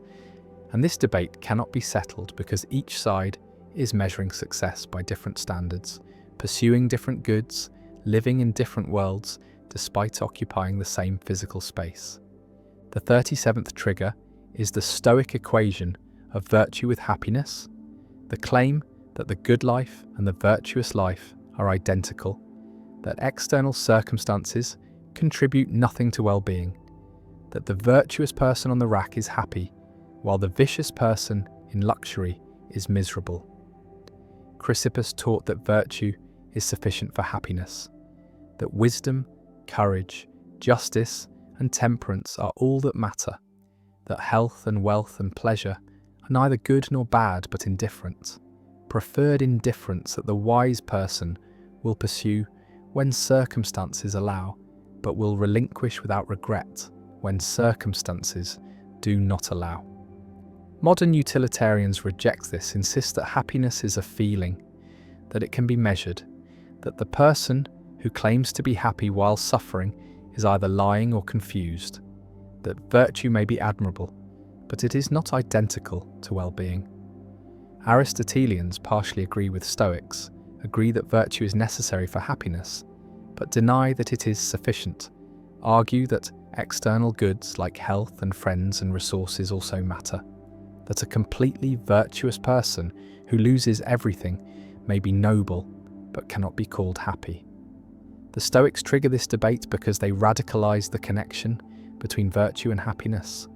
because they refuse to admit that circumstances matter, because they claim that the wise person cannot be harmed by anything external. And this claim is either the deepest wisdom or the deepest delusion, either a liberation from fear or a denial of reality. The debate over whether virtue is sufficient for happiness is the debate over whether morality pays, whether being good guarantees feeling good, whether the universe is just or indifferent. And this debate matters because it determines whether people should be virtuous for its own sake or for the sake of rewards, whether ethics requires faith in cosmic justice or can stand on its own without any promise of compensation. The 38th trigger is Heraclitus' unity of opposites, the claim that what appears contradictory is actually complementary, that life and death are phases of the same process,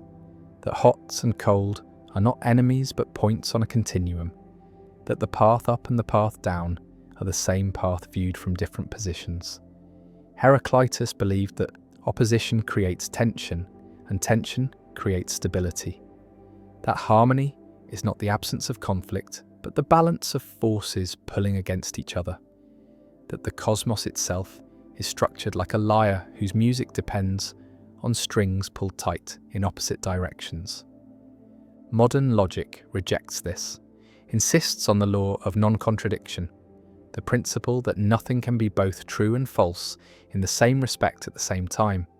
that if something is hot, it cannot simultaneously be cold, that opposites exclude each other by definition. Dialectical thinkers from Hegel to Marx borrowed Heraclitus, used contradiction as the engine of history, claimed that every thesis generates an antithesis, and their collision produces a synthesis that becomes a new thesis. But even dialectical logic treats opposites as stages to be overcome, rather than as permanent features to be maintained. Heraclitus would say that synthesis is temporary, that the new unity immediately generates new oppositions, that the war of contraries never ends, because ending it would mean ending existence itself. This triggers debate because it challenges the foundation of rational thought, because it suggests that consistency is impossible or undesirable, because it treats paradox not as a problem to be solved, but as a feature to be embraced. And this makes Heraclitus incompatible with formal systems, incompatible with mathematics and science and law, all of which depend on the principle that contradictions indicate error rather than truth.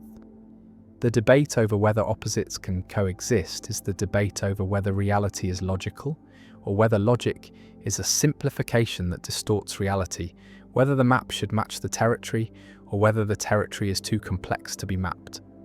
The 39th trigger is Plato's philosopher king, the claim that the ideal ruler is the person who does not want to rule, that power should be given to those who seek wisdom rather than those who seek power,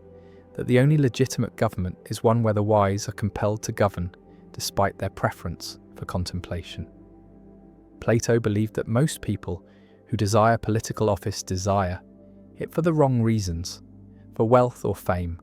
or the pleasure of domination, and that these motivations corrupt judgment, make leaders pursue private advantage rather than public good. The philosopher, by contrast, has seen the forms, understands the nature of justice, prefers the life of thought to the life of action, and will rule only out of duty, only because refusing would mean allowing the unwise to govern. Modern democracy rejects this entirely, insists that leaders should be chosen by the people rather than by philosophical insight, that expertise does not justify authority, that the consent of the governed matters more than the wisdom of the governors. Populists argue that elites are the problem, that ordinary people have common sense that experts lack, that technocracy is tyranny disguised as competence. Elitists argue that democracy produces mob rule, that the majority is often wrong, that complex problems require specialized knowledge, that giving everyone an equal vote regardless of understanding is a recipe for disaster. Plato triggers this debate because he denies that political equality is desirable, because he insists that some people are better qualified to rule than others, because he treats governance as a skill like medicine or navigation that requires training and talent. And this is incompatible with the modern commitment to equality, with the belief that every person has equal moral worth and therefore equal political entitlement. The debate over the philosopher king is the debate over whether democracy is a system for finding truth or a system for respecting autonomy, whether legitimacy comes from correctness or consent, whether a benevolent dictatorship is better than a flawed democracy. And this debate is urgent whenever democracy produces outcomes that seem irrational,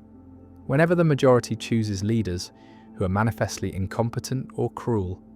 whenever the question arises whether the people can be trusted to govern themselves.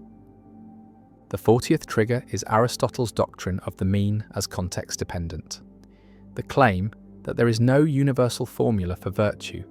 that courage for a soldier is different from courage for a civilian, that generosity for a wealthy person is different from generosity for a poor person, that the right action depends on circumstances and cannot be determined in advance. Aristotle believed that practical wisdom, phronesis, is the ability to perceive what the situation requires, to judge correctly in the absence of rules, to act appropriately even when the appropriate action is unprecedented. Modern ethics finds this unsatisfying, wants principles that apply universally, wants rules that can be taught and followed, wants a system that does not depend on the rare individual who possesses judgment. Kant insisted that morality must be universal, or it is not morality, that what is right for one person in one situation must be right for all people in all similar situations, that exceptions destroy the moral law. Mill insisted that consequences determine rightness, that the action that produces the best outcome is the right action regardless of agent or context, that utility provides a single standard applicable everywhere. Aristotle triggers both by refusing to systematize, by insisting that ethics is an art rather than a science, that it requires experience and perception and sensitivity to particulars, that the person who needs a rule book is the person least qualified to make moral decisions.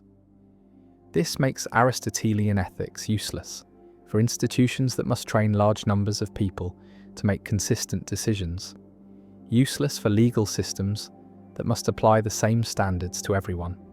useless for anyone seeking clear guidance rather than general principles.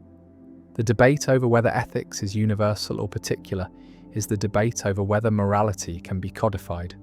whether justice requires treating everyone the same or treating everyone appropriately, whether fairness means applying identical rules or achieving equitable outcomes. And this debate is irresolvable because universalism and particularism are measuring success by different metrics, pursuing different values, and cannot be reconciled without one subordinating to the other. The 41st trigger is the Stoic view of preferred indifference, the claim that health, wealth, and reputation are not good but merely preferred, that they are things the wise person will choose when available but will not be disturbed by losing, that they add nothing to virtue and therefore nothing to the good life. Marcus Aurelius wrote that fame is worthless, that the approval of others is irrelevant, that the person who needs external validation is enslaved to opinion and cannot be free. Epictetus taught that the body is not yours, that it can be injured or killed at any moment, that identifying with the body creates vulnerability, while identifying with the will creates invulnerability. Modern psychology finds this unhealthy, argues that disconnecting from the body and from social bonds is dissociation rather than wisdom, that the Stoic ideal of invulnerability is actually a defense mechanism, a way of avoiding pain by numbing all feeling. Attachment theory suggests that healthy humans need connection, that the attempt to eliminate dependence on others produces insecurity rather than security, that the person who needs nothing is not free but damaged. Stoicism triggers this debate because it claims that what most people consider essential is actually optional, that the things people spend their lives pursuing do not contribute to well-being, that happiness is internal and everything external is decoration at best and distraction at worst. This is unbearable for anyone who has lost health or wealth or reputation and felt diminished by the loss. For anyone who believes that these things matter intrinsically rather than merely instrumentally. For anyone who refuses to accept that suffering can be eliminated by redefining what counts as harm. The debate over preferred indifference is the debate over whether circumstances affect well-being, whether the Stoic claim to invulnerability is genuine or performative, whether the person who says they are happy while suffering is enlightened or in denial, and this debate cannot be settled by observation because the Stoic's internal state is inaccessible, because the claim to tranquility cannot be verified or falsified, because what looks like peace from outside might be repression from inside. The 42nd trigger is Epicurus's tetrapharmakos, the fourfold remedy, the claim that God is not to be feared, death is not to be feared, the good is easy to obtain, and the bad is easy to endure. Epicurus taught that most suffering is caused by false beliefs about these four things: that people fear divine punishment when the gods are indifferent, fear annihilation when death is simply the end of sensation, pursue expensive pleasures when simple ones suffice, and despair at pain when most pain is brief or bearable. Modern religion rejects the first claim, insists that God should be feared, that divine judgment is real, that moral accountability extends beyond this life. Modern existentialism rejects the second claim, insists that death is terrifying precisely because it is annihilation, that the knowledge of mortality creates anxiety that cannot be cured by logic. Modern consumer culture rejects the third claim, insists that happiness requires accumulation, that satisfaction comes from novelty and intensity rather than simplicity. Modern therapeutic culture rejects the fourth claim, insists that pain should be validated, that trauma is real, that the expectation of stoic endurance is itself a form of cruelty. Epicurus triggers all of these because he offers a philosophy of consolation that depends on rejecting beliefs that most people hold sacred, because he requires giving up not just false beliefs, but comforting beliefs, because the peace he promises is purchased at the price of everything people use to give life meaning. The debate over the Tetrapharmakos is the debate over whether happiness requires illusion, whether religion and ambition and sensitivity are coping mechanisms or obstacles to coping, whether the good life is simple or complex, whether most suffering is unnecessary, or whether the Epicurean remedy is simplistic, whether pain can be endured through attitude adjustment, or whether some pain breaks people regardless of philosophy. The 43rd trigger is Diogenes' argument by action, his use of behaviour rather than words to make philosophical points, his belief that demonstration is more powerful than dialectic. When told that motion is impossible, Diogenes stood up and walked. When told that nothing exists, he ate lunch. When told that humans differ from animals, he performed bodily functions in public. Modern philosophy is verbal, consists of arguments and counter-arguments, treats action as illustration rather than proof, and Diogenes challenges this by suggesting that some truths can only be shown, that not everything that matters can be captured in language, that the philosopher who only talks is not really a philosopher. Wittgenstein eventually reached a similar conclusion, wrote that what can be shown cannot be said, that philosophy should end in silence, that the point of philosophical investigation is to make people see rather than to make them agree. Zen Buddhism uses koans and paradoxes to bypass language, to trigger insight rather than convey information, and this is closer to Diogenes than to Plato, closer to performance than to theory. The debate over whether philosophy is primarily linguistic or primarily lived is the debate over whether the unexamined life is not worth living, as Socrates claimed, or whether the unlived philosophy is not worth examining, as Diogenes demonstrated, whether wisdom is knowing or doing, whether the person who understands but does not act is wiser than the person who acts without understanding. Diogenes triggers because he lived conclusions that others only theorized, because he refused to separate thought from action, because he made philosophy uncomfortable again after Plato had made it safe. The 44th trigger is Pyrrho's 10 tropes applied to ethics, the claim that moral judgments vary with culture and circumstance and cannot be grounded in anything universal, that what seems right in one place seems wrong in another, that the attempt to identify objective moral truths leads to the same problems that undermine epistemology. Pyrrhonists pointed out that cannibalism is practiced in some societies and abhorred in others, that marriage customs differ radically, that what counts as honourable or shameful is conventional rather than natural, and therefore that moral certainty is unjustified. Modern moral realists reject this, insist that some actions are wrong regardless of cultural approval, that slavery is wrong even in societies that practiced it, that genocide is wrong, even when majorities support it, that moral progress is possible only if there exists a standard independent of belief. Moral relativists embrace Pyrrhonian skepticism, argue that morality is constructed rather than discovered,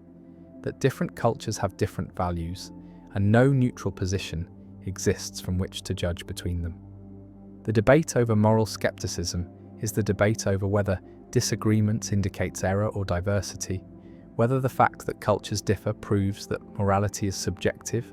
or whether some cultures are simply mistaken,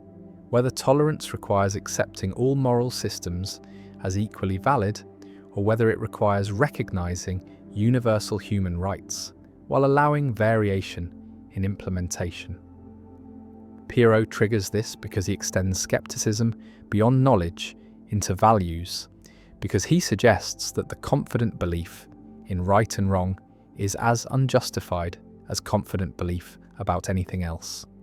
because he offers no foundation for ethics except custom and no reason to follow custom except to avoid conflict.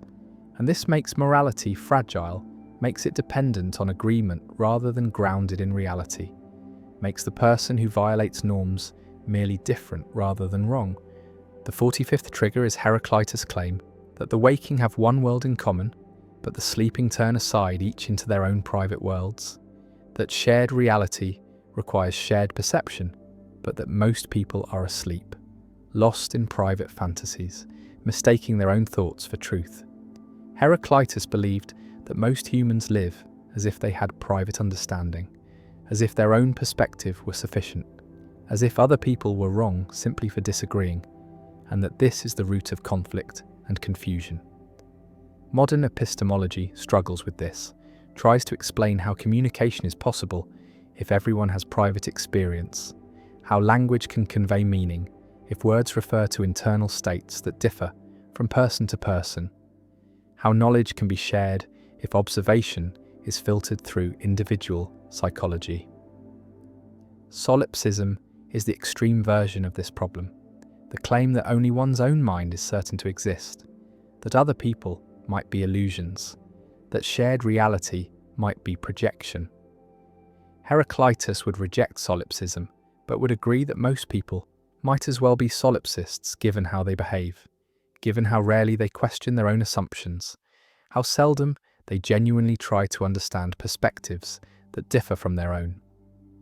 The debate over whether reality is shared or private is the debate over whether truth is objective or subjective, whether disagreement indicates that someone is wrong or that reality is multiple, whether the goal of inquiry is to discover what is or to negotiate what will be. And this debate matters because it determines whether science is possible, whether justice is achievable, whether communication is more than performance, whether the person who disagrees is an enemy to be defeated or a perspective to be integrated.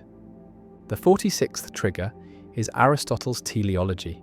the claim that everything in nature has a purpose, that acorns exist to become oak trees, that eyes exist to see, that humans exist to fulfill their function, which is to exercise reason in accordance with virtue. Aristotle believed that understanding something requires understanding its telos, its end, its goal, that form and function are inseparable, that the question why something exists is as important as the question what it is made of. Modern science rejects teleology, explains biological features through evolution rather than purpose,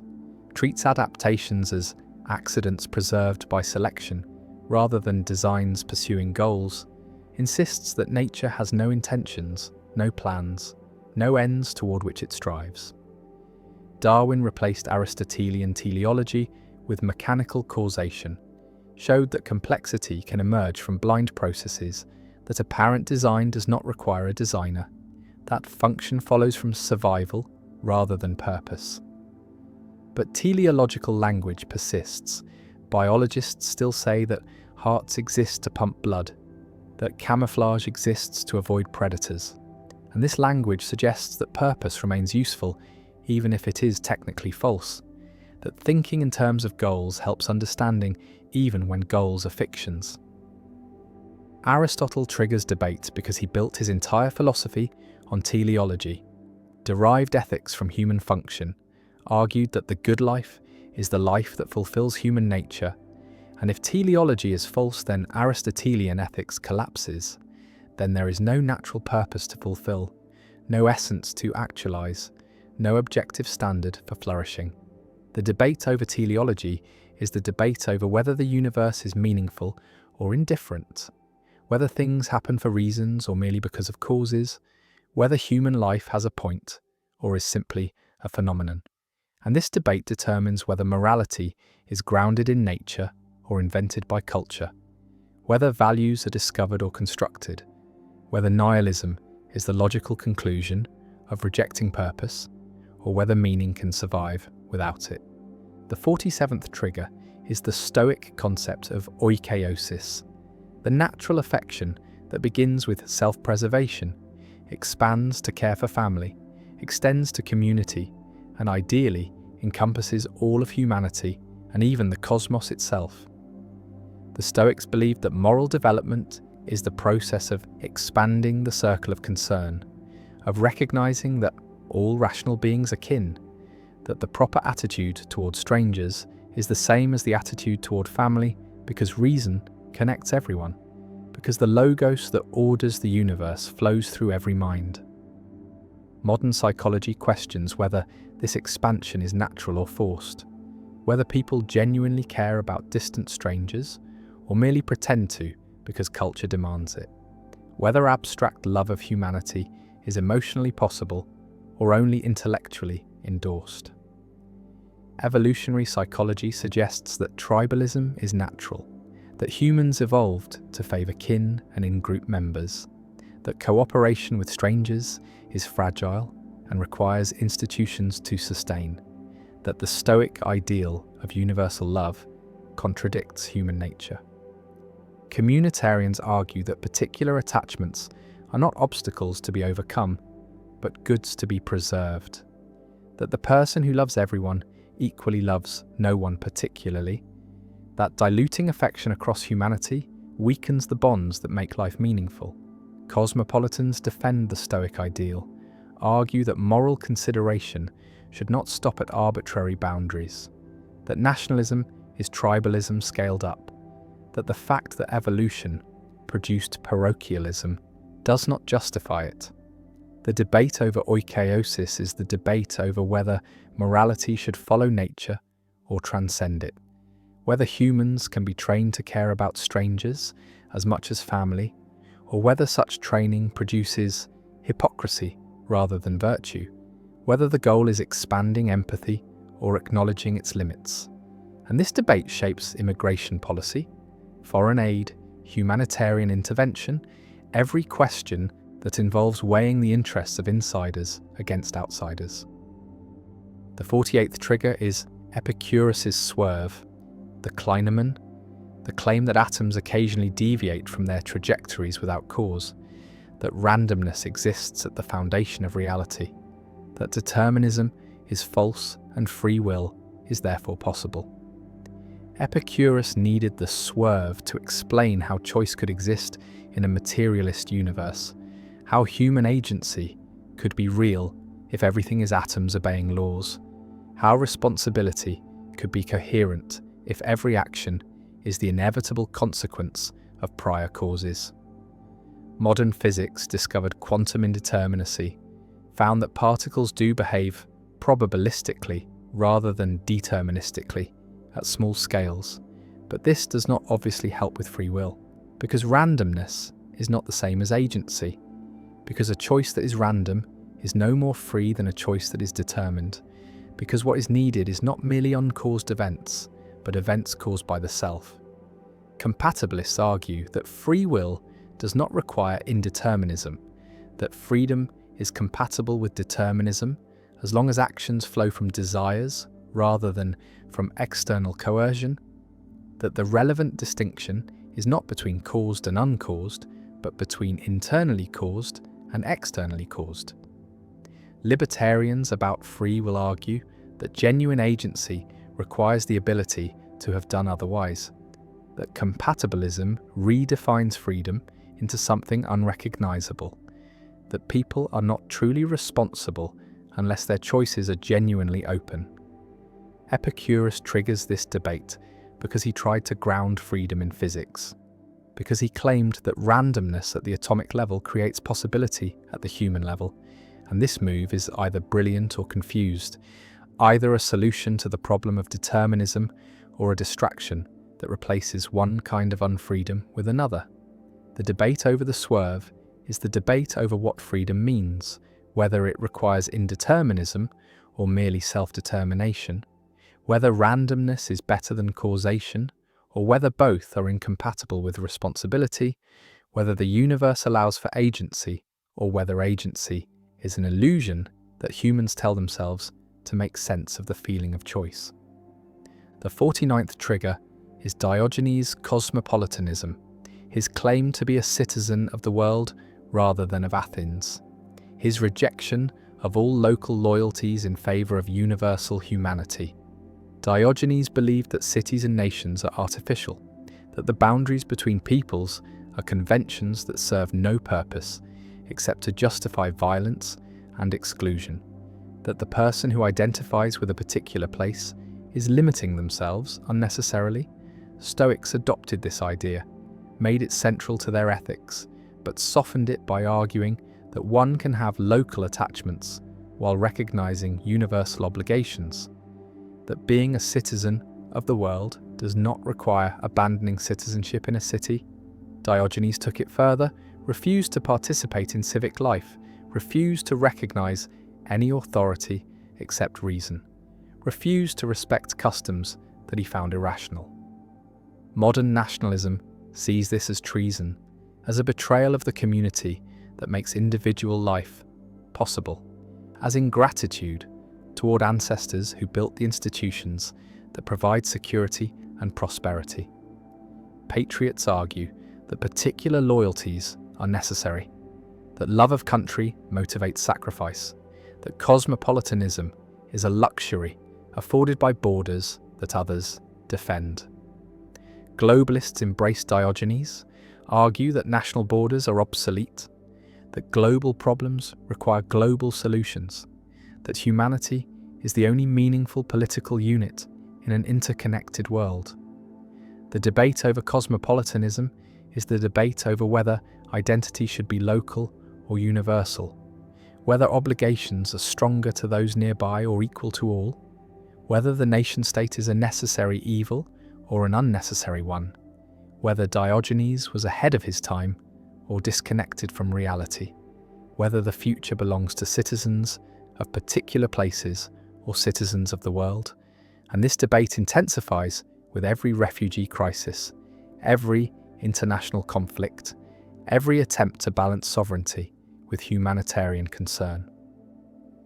The 50th trigger is Pyrrho's response to the problem of the criterion, the question of how to judge whether a standard of truth is correct without already having a standard to judge it by. Pyrrhonists argued that every attempt to establish a criterion for knowledge leads to infinite regress or circular reasoning, that if you need a criterion to distinguish truth from falsehood, then you need a criterion to judge the criterion, and another criterion to judge that criterion, and so on forever, or else you must use the criterion to justify itself, which proves nothing. Modern foundationalists try to solve this by identifying beliefs that are self-evident, that do not require justification, that serve as bedrock for all other knowledge. But Pyrrhonists reply that what seems self-evident to one person seems doubtful to another, that the claim to self-evidence is itself a claim that requires justification. Coherentists try to solve it by arguing that beliefs justify each other, that knowledge is a web rather than a pyramid, that circular reasoning is acceptable if the circle is large enough.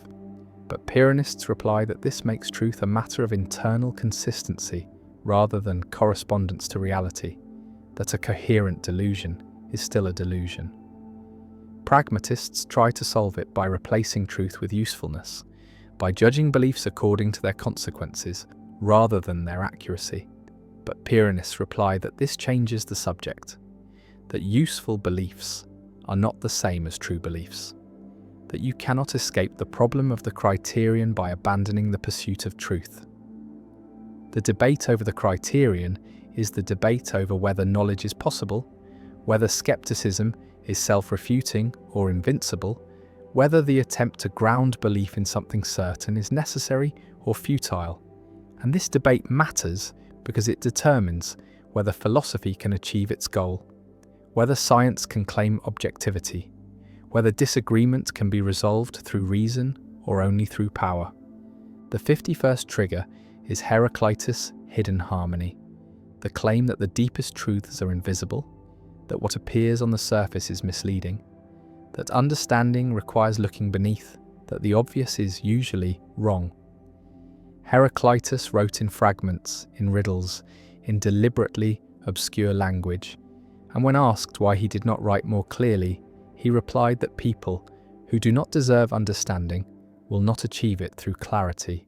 that wisdom must be earned through effort rather than received through transmission.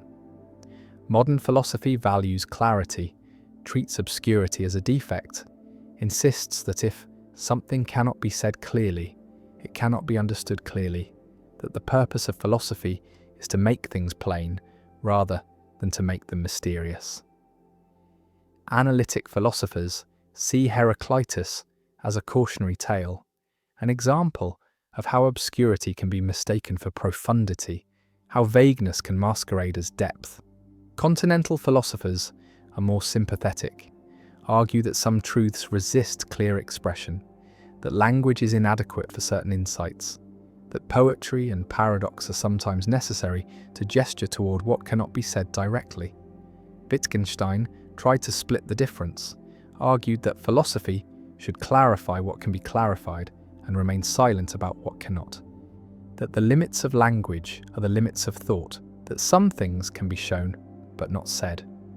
Heraclitus triggers this debate because he deliberately avoided clarity, because he believed that truth should be difficult to grasp, that the person who wants easy answers does not deserve true ones. And this is incompatible with democratic education, incompatible with the idea that knowledge should be accessible to everyone, incompatible with the modern commitment to transparency and inclusion. The debate over whether philosophy should be clear or obscure is the debate over who philosophy is for,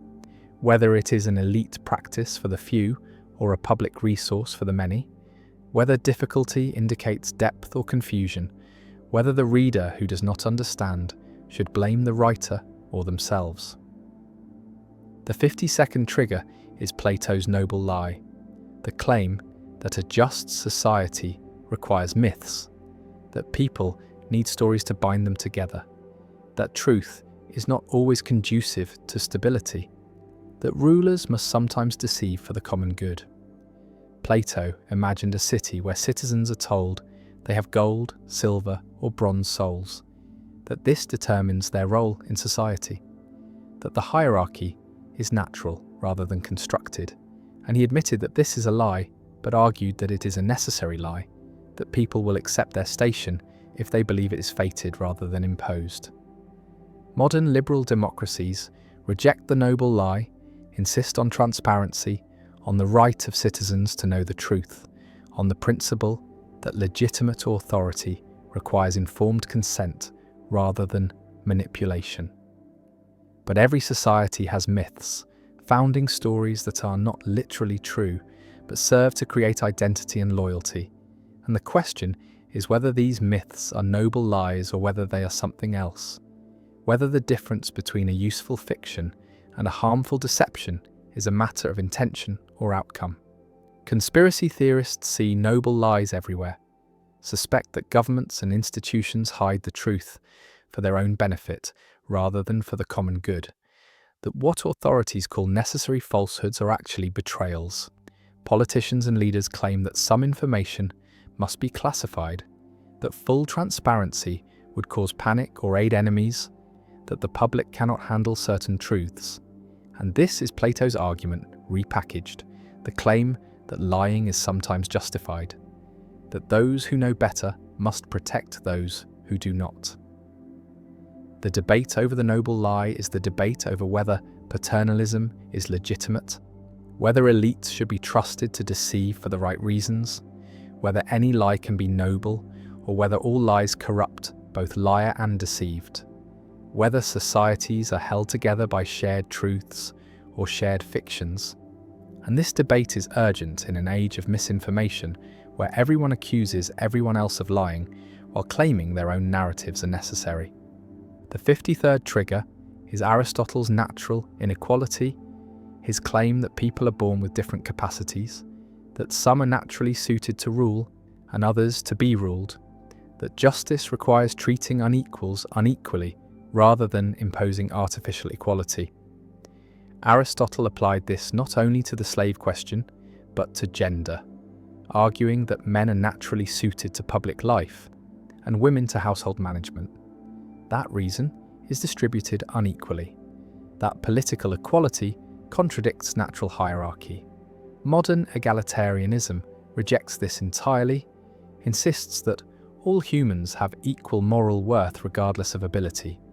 that rights do not depend on intelligence or strength or virtue, that hierarchy must be justified rather than assumed. But the tension remains. Every society stratifies, every system produces winners and losers,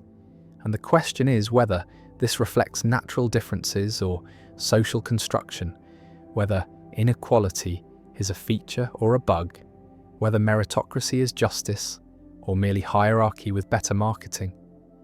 Leftists argue that observed differences are products of unequal opportunity, that given the same resources everyone could achieve similar outcomes, that inequality is manufactured rather than natural. Rightists argue that differences are real, that pretending everyone is equal produces inefficiency and resentment, that hierarchy emerges spontaneously whenever it is not forcibly suppressed. Aristotle triggers this because he naturalized inequality, because he treated it as a fact to be acknowledged rather than a problem to be solved, and this makes him unusable for anyone committed to equality, makes him a philosopher who can be studied but not followed, whose insights must be extracted from premises that are morally toxic. The 54th trigger is the Stoic ideal of apatheia, the absence of passion, the state where emotions no longer disturb the soul, where the wise person remains calm regardless of circumstances, where neither pleasure nor pain produces disturbance. Epictetus taught that the goal is not to feel nothing, but to feel appropriately, to have rational responses rather than irrational ones, to align emotion with judgment rather than allowing emotion to override judgment. Modern culture sees apatheia as pathological, as emotional numbing, as the kind of detachment that characterizes trauma survivors rather than enlightened sages, as a defense mechanism rather than an achievement. Psychologists argue that healthy humans feel deeply, that the capacity for joy and sorrow is what makes life worth living, that the person who feels nothing is depressed rather than wise. Stoics reply that they do not seek to eliminate emotion, but to eliminate excessive emotion, that they still feel concern for what matters, but do not waste energy on what does not, that the distinction between appropriate and inappropriate feeling is lost on critics who assume that all passion is good.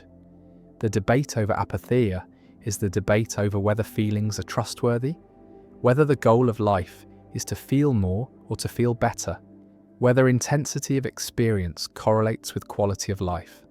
whether the person who feels deeply is more alive than the person who remains calm, whether emotional volatility is authenticity or instability. Stoicism triggers because it privileges control over expression, because it values equanimity over engagement, because it suggests that most of what people feel is unnecessary and most of what they suffer is self-imposed. And this is unbearable for anyone who believes that their emotions are valid, that their pain deserves acknowledgement, that the expectation of calm in the face of tragedy is itself a form of violence. The 55th trigger is Epicurus's gods, the claim that deities exist but are indifferent to human affairs. that they live in perfect happiness in the spaces between worlds and have no interest in prayers or sacrifices or moral behaviour. Epicurus taught that the gods are not to be feared because they do not punish, not to be worshipped because they do not respond, not to be pleased because they do not care, that religious anxiety is based on false beliefs about divine concern, that the wise person can admire the gods as examples of blessedness without expecting anything from them. Modern atheists reject this halfway position, see no reason to posit gods if they do nothing, treat Epicurus's gods as a political compromise, a way of avoiding execution for atheism while effectively teaching atheism. Theologians reject it as well, insist that a God who does not intervene is not worthy of the name, that divinity implies power and care, that the Epicurean gods are not gods but abstractions. Deists are more sympathetic, believe in a creator who set the universe in motion but does not interfere, who established natural laws and allows them to operate without divine meddling. But even deists usually believe that God cares about morality even if God does not enforce it. Epicurus triggers debate because he separated divinity from morality, because he denied that the universe is structured to reward virtue and punish vice, because he eliminated divine justice, and with it the hope that suffering will be compensated and cruelty will be punished, because he made the cosmos indifferent and left humans to create their own meaning without cosmic support. The debate over Epicurean gods is the debate over whether the universe is moral, whether justice is real or invented, whether meaning depends on transcendence or can survive without it, whether humans need to believe in divine concern to behave morally, or whether morality can stand on its own as a human project with no metaphysical backing. The 56th trigger is Diogenes' shamelessness, his deliberate violation of every social norm regarding modesty, privacy and decorum, his public performance of acts that are usually hidden, his argument that if something is not shameful to do, then it is not shameful to be seen doing it. Diogenes ate in the agora, masturbated in public, urinated on people who insulted him, and when criticized, he asked why humans alone among animals feel shame about natural functions, why culture imposes restrictions that serve no purpose except to control bodies and enforce conformity. Modern civilization depends on shame, on the internalization of norms, on the sense that some things should be private even if they are universal, that dignity requires concealment, that the boundary between public and private is what separates humans from animals. Feminists have used Diogenes-like arguments to reclaim bodies from objectification, to challenge the policing of female appearance, to insist that naturalness is not indecency, but even feminists usually draw lines, usually accept that some boundaries serve protection rather than oppression. Conservatives see Diogenes as a warning, as proof that philosophy without religion leads to degeneracy, that the removal of shame removes civilization, that the animal in humans must be restrained rather than liberated. The debate over shamelessness is the debate over whether social norms are oppressive or protective, whether modesty is virtue or neurosis, whether the body is a site of freedom or a source of temptation that must be regulated, whether Diogenes was liberated or vulgar, whether his actions were philosophical demonstrations or symptoms of mental illness, whether the person who refuses to be ashamed is courageous or simply incapable of normal social functioning. The 57th trigger is Pyrrho's ethical suspension, the claim that since moral judgments cannot be proven, the wise person suspends judgment about good and evil, does not commit to values, follows custom without believing custom is correct,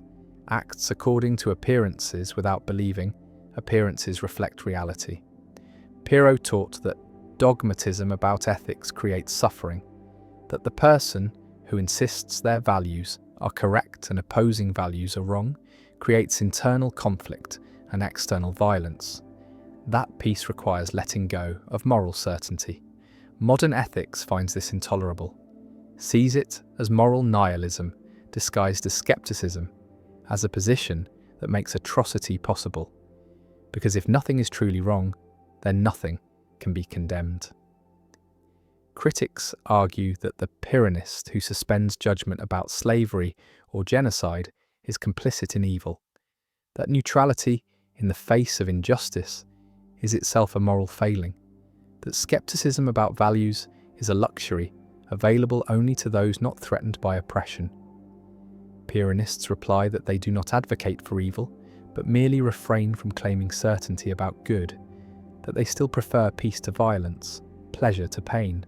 but acknowledge that these preferences are not truths, that following custom is not the same as endorsing it, that the distinction between practical and theoretical judgment allows them to act without believing. The debate over ethical skepticism is the debate over whether morality requires foundation, whether values can motivate without being believed, whether the person who acts morally without believing morality is real, is more or less virtuous than the person who acts morally because they believe they must,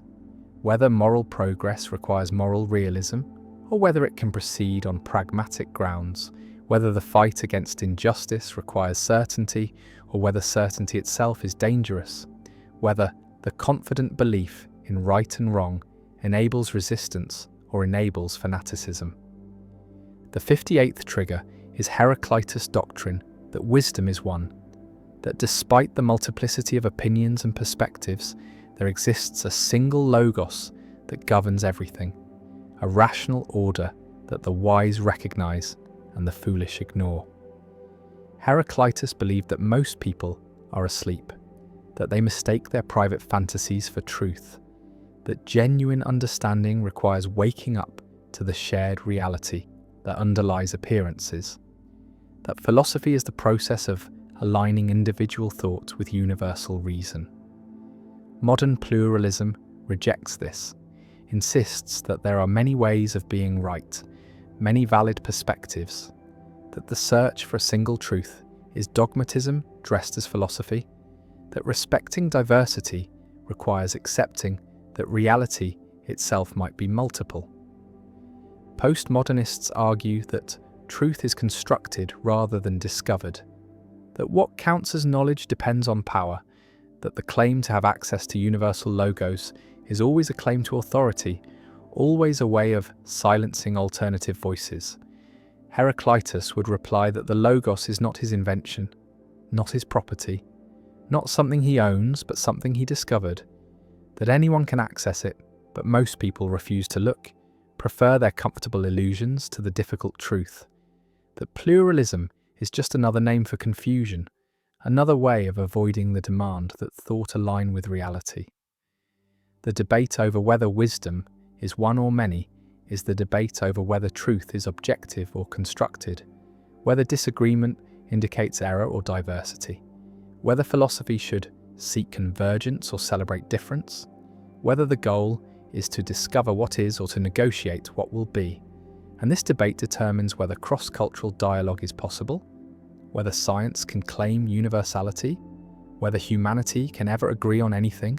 or whether permanent disagreement is the human condition.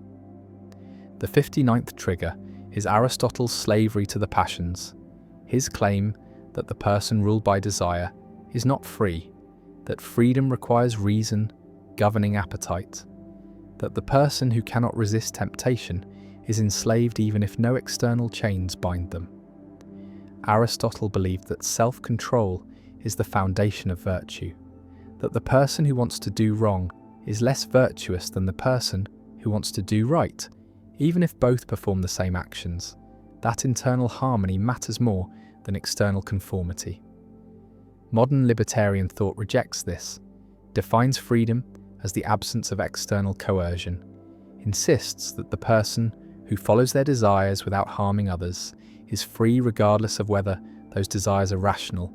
that what Aristotle calls slavery to passions is just autonomy, just the expression of preferences, just living according to one's own values rather than imposed values. Addiction challenges this libertarian view, suggests that desires can be compulsive rather than chosen, that the person who cannot stop using drugs is not free even though no one is forcing them to use. That internal compulsion is as real as external coercion. Aristotle would say that this proves his point, that freedom requires more than the absence of external constraints, that the person ruled by addiction is a slave, that liberation requires not just removing chains, but developing the capacity for self-governance. The debate over whether freedom is negative or positive, whether it is the absence of interference or the presence of self-mastery, is the debate over whether helping someone resist their desires is paternalism or liberation, whether the state that bans addictive substances is protecting freedom or violating it,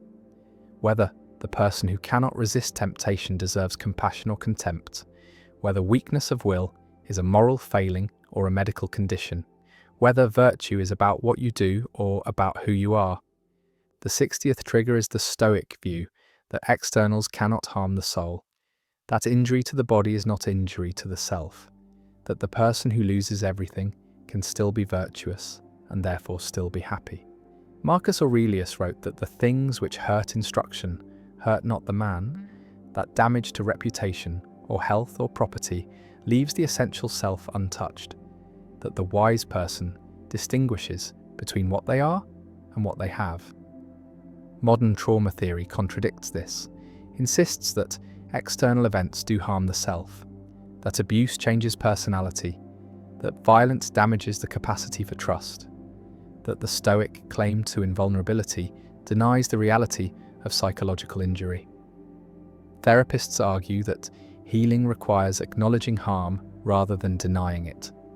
that the expectation of resilience is itself traumatizing, that telling victims they should not be affected is victim blaming disguised as philosophy. Stoics would reply that acknowledging harm is different from being destroyed by harm, that recognizing injury is compatible with refusing to let injury define identity, that the goal is not to deny that bad things happen, but to deny that bad things have the power to make the soul bad. The debate over whether externals can harm the soul is the debate over whether character is stable or fragile, whether virtue can survive torture, whether the person who breaks under pressure is weak or human, whether resilience is a reasonable expectation or an impossible demand, whether the Stoic who claims to be unharmed is enlightened or dissociated, whether invulnerability is wisdom or pathology. And this debate matters because it determines how society responds to suffering, whether with the expectation that people will overcome or with the recognition that some damage cannot be undone. The 61st trigger is Epicurus' limit of pleasure, the claim that pleasure has a ceiling, that once pain is removed, no additional pleasure can be added, that the person who has eliminated hunger and thirst and cold is as happy as anyone can be, that luxury adds nothing. Epicurus taught that the desire for more pleasure beyond the removal of pain is irrational, that it creates endless striving without satisfaction, that the wise person is content with the necessities and treats luxuries as pleasant when available, but unnecessary. Modern consumer culture rejects this entirely, builds economies on the premise that desire is unlimited, that people always want more, that satisfaction is a moving target, that yesterday's luxury becomes today's necessity. Advertisers understand that happiness cannot be sustained through acquisition because adaptation erodes pleasure, because the new car or house or gadget quickly becomes normal. But instead of concluding that Epicurus was right, they conclude that the solution is more products, faster turnover, constant novelty. Psychologists study hedonic adaptation, confirm that people return to baseline happiness regardless of improvements in circumstances, that lottery winners are no happier long-term than they were before, that the pursuit of material improvement is largely futile as a strategy for increasing well-being. Epicurus triggers debate because he claims that simple pleasures are sufficient that the person who wants more is not richer but poorer, that contentment comes from lowering desires rather than increasing possessions. And this is incompatible with growth economies, incompatible with the assumption that progress requires consumption, incompatible with cultures that measure success by accumulation. The debate over the limit of pleasure is the debate over whether enough exists, whether satisfaction is possible, or whether desire is inherently insatiable, whether minimalism is wisdom or deprivation, whether the person who wants nothing is free or merely defeated, whether Epicurus discovered the secret to happiness or rationalized poverty into virtue. The 60-second trigger is Diogenes' rejection of education, his mockery of Plato's academy, his claim that philosophy does not require books or lectures or training, that wisdom is available to anyone willing to think,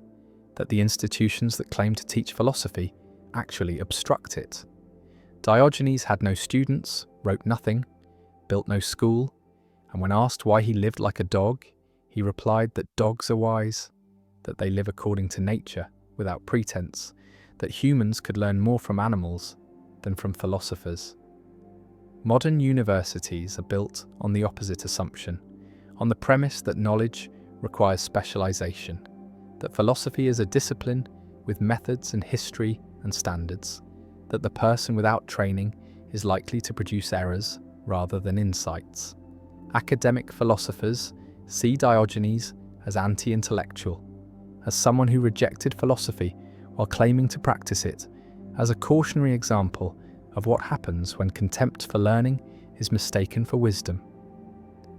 Diogenes would reply that academics have made philosophy into a profession, that they write for each other rather than for anyone seeking truth, that the obscurity of modern philosophy is not depth but confusion, that the person who cannot explain their ideas simply does not understand them. The debate over whether philosophy requires education is the debate over who can think, whether credentials matter, whether the untrained person who asks good questions is doing philosophy or merely expressing opinions, whether complexity indicates sophistication or obfuscation, whether philosophy should be accessible to everyone or reserved for specialists, whether Diogenes was a philosopher or a performance artist, whether his life was an argument or a joke, and this debate is urgent in an age when information is universally available, but expertise is increasingly questioned. When everyone has access to texts, but training remains scarce, when the distinction between genuine inquiry and confident ignorance is harder than ever to maintain.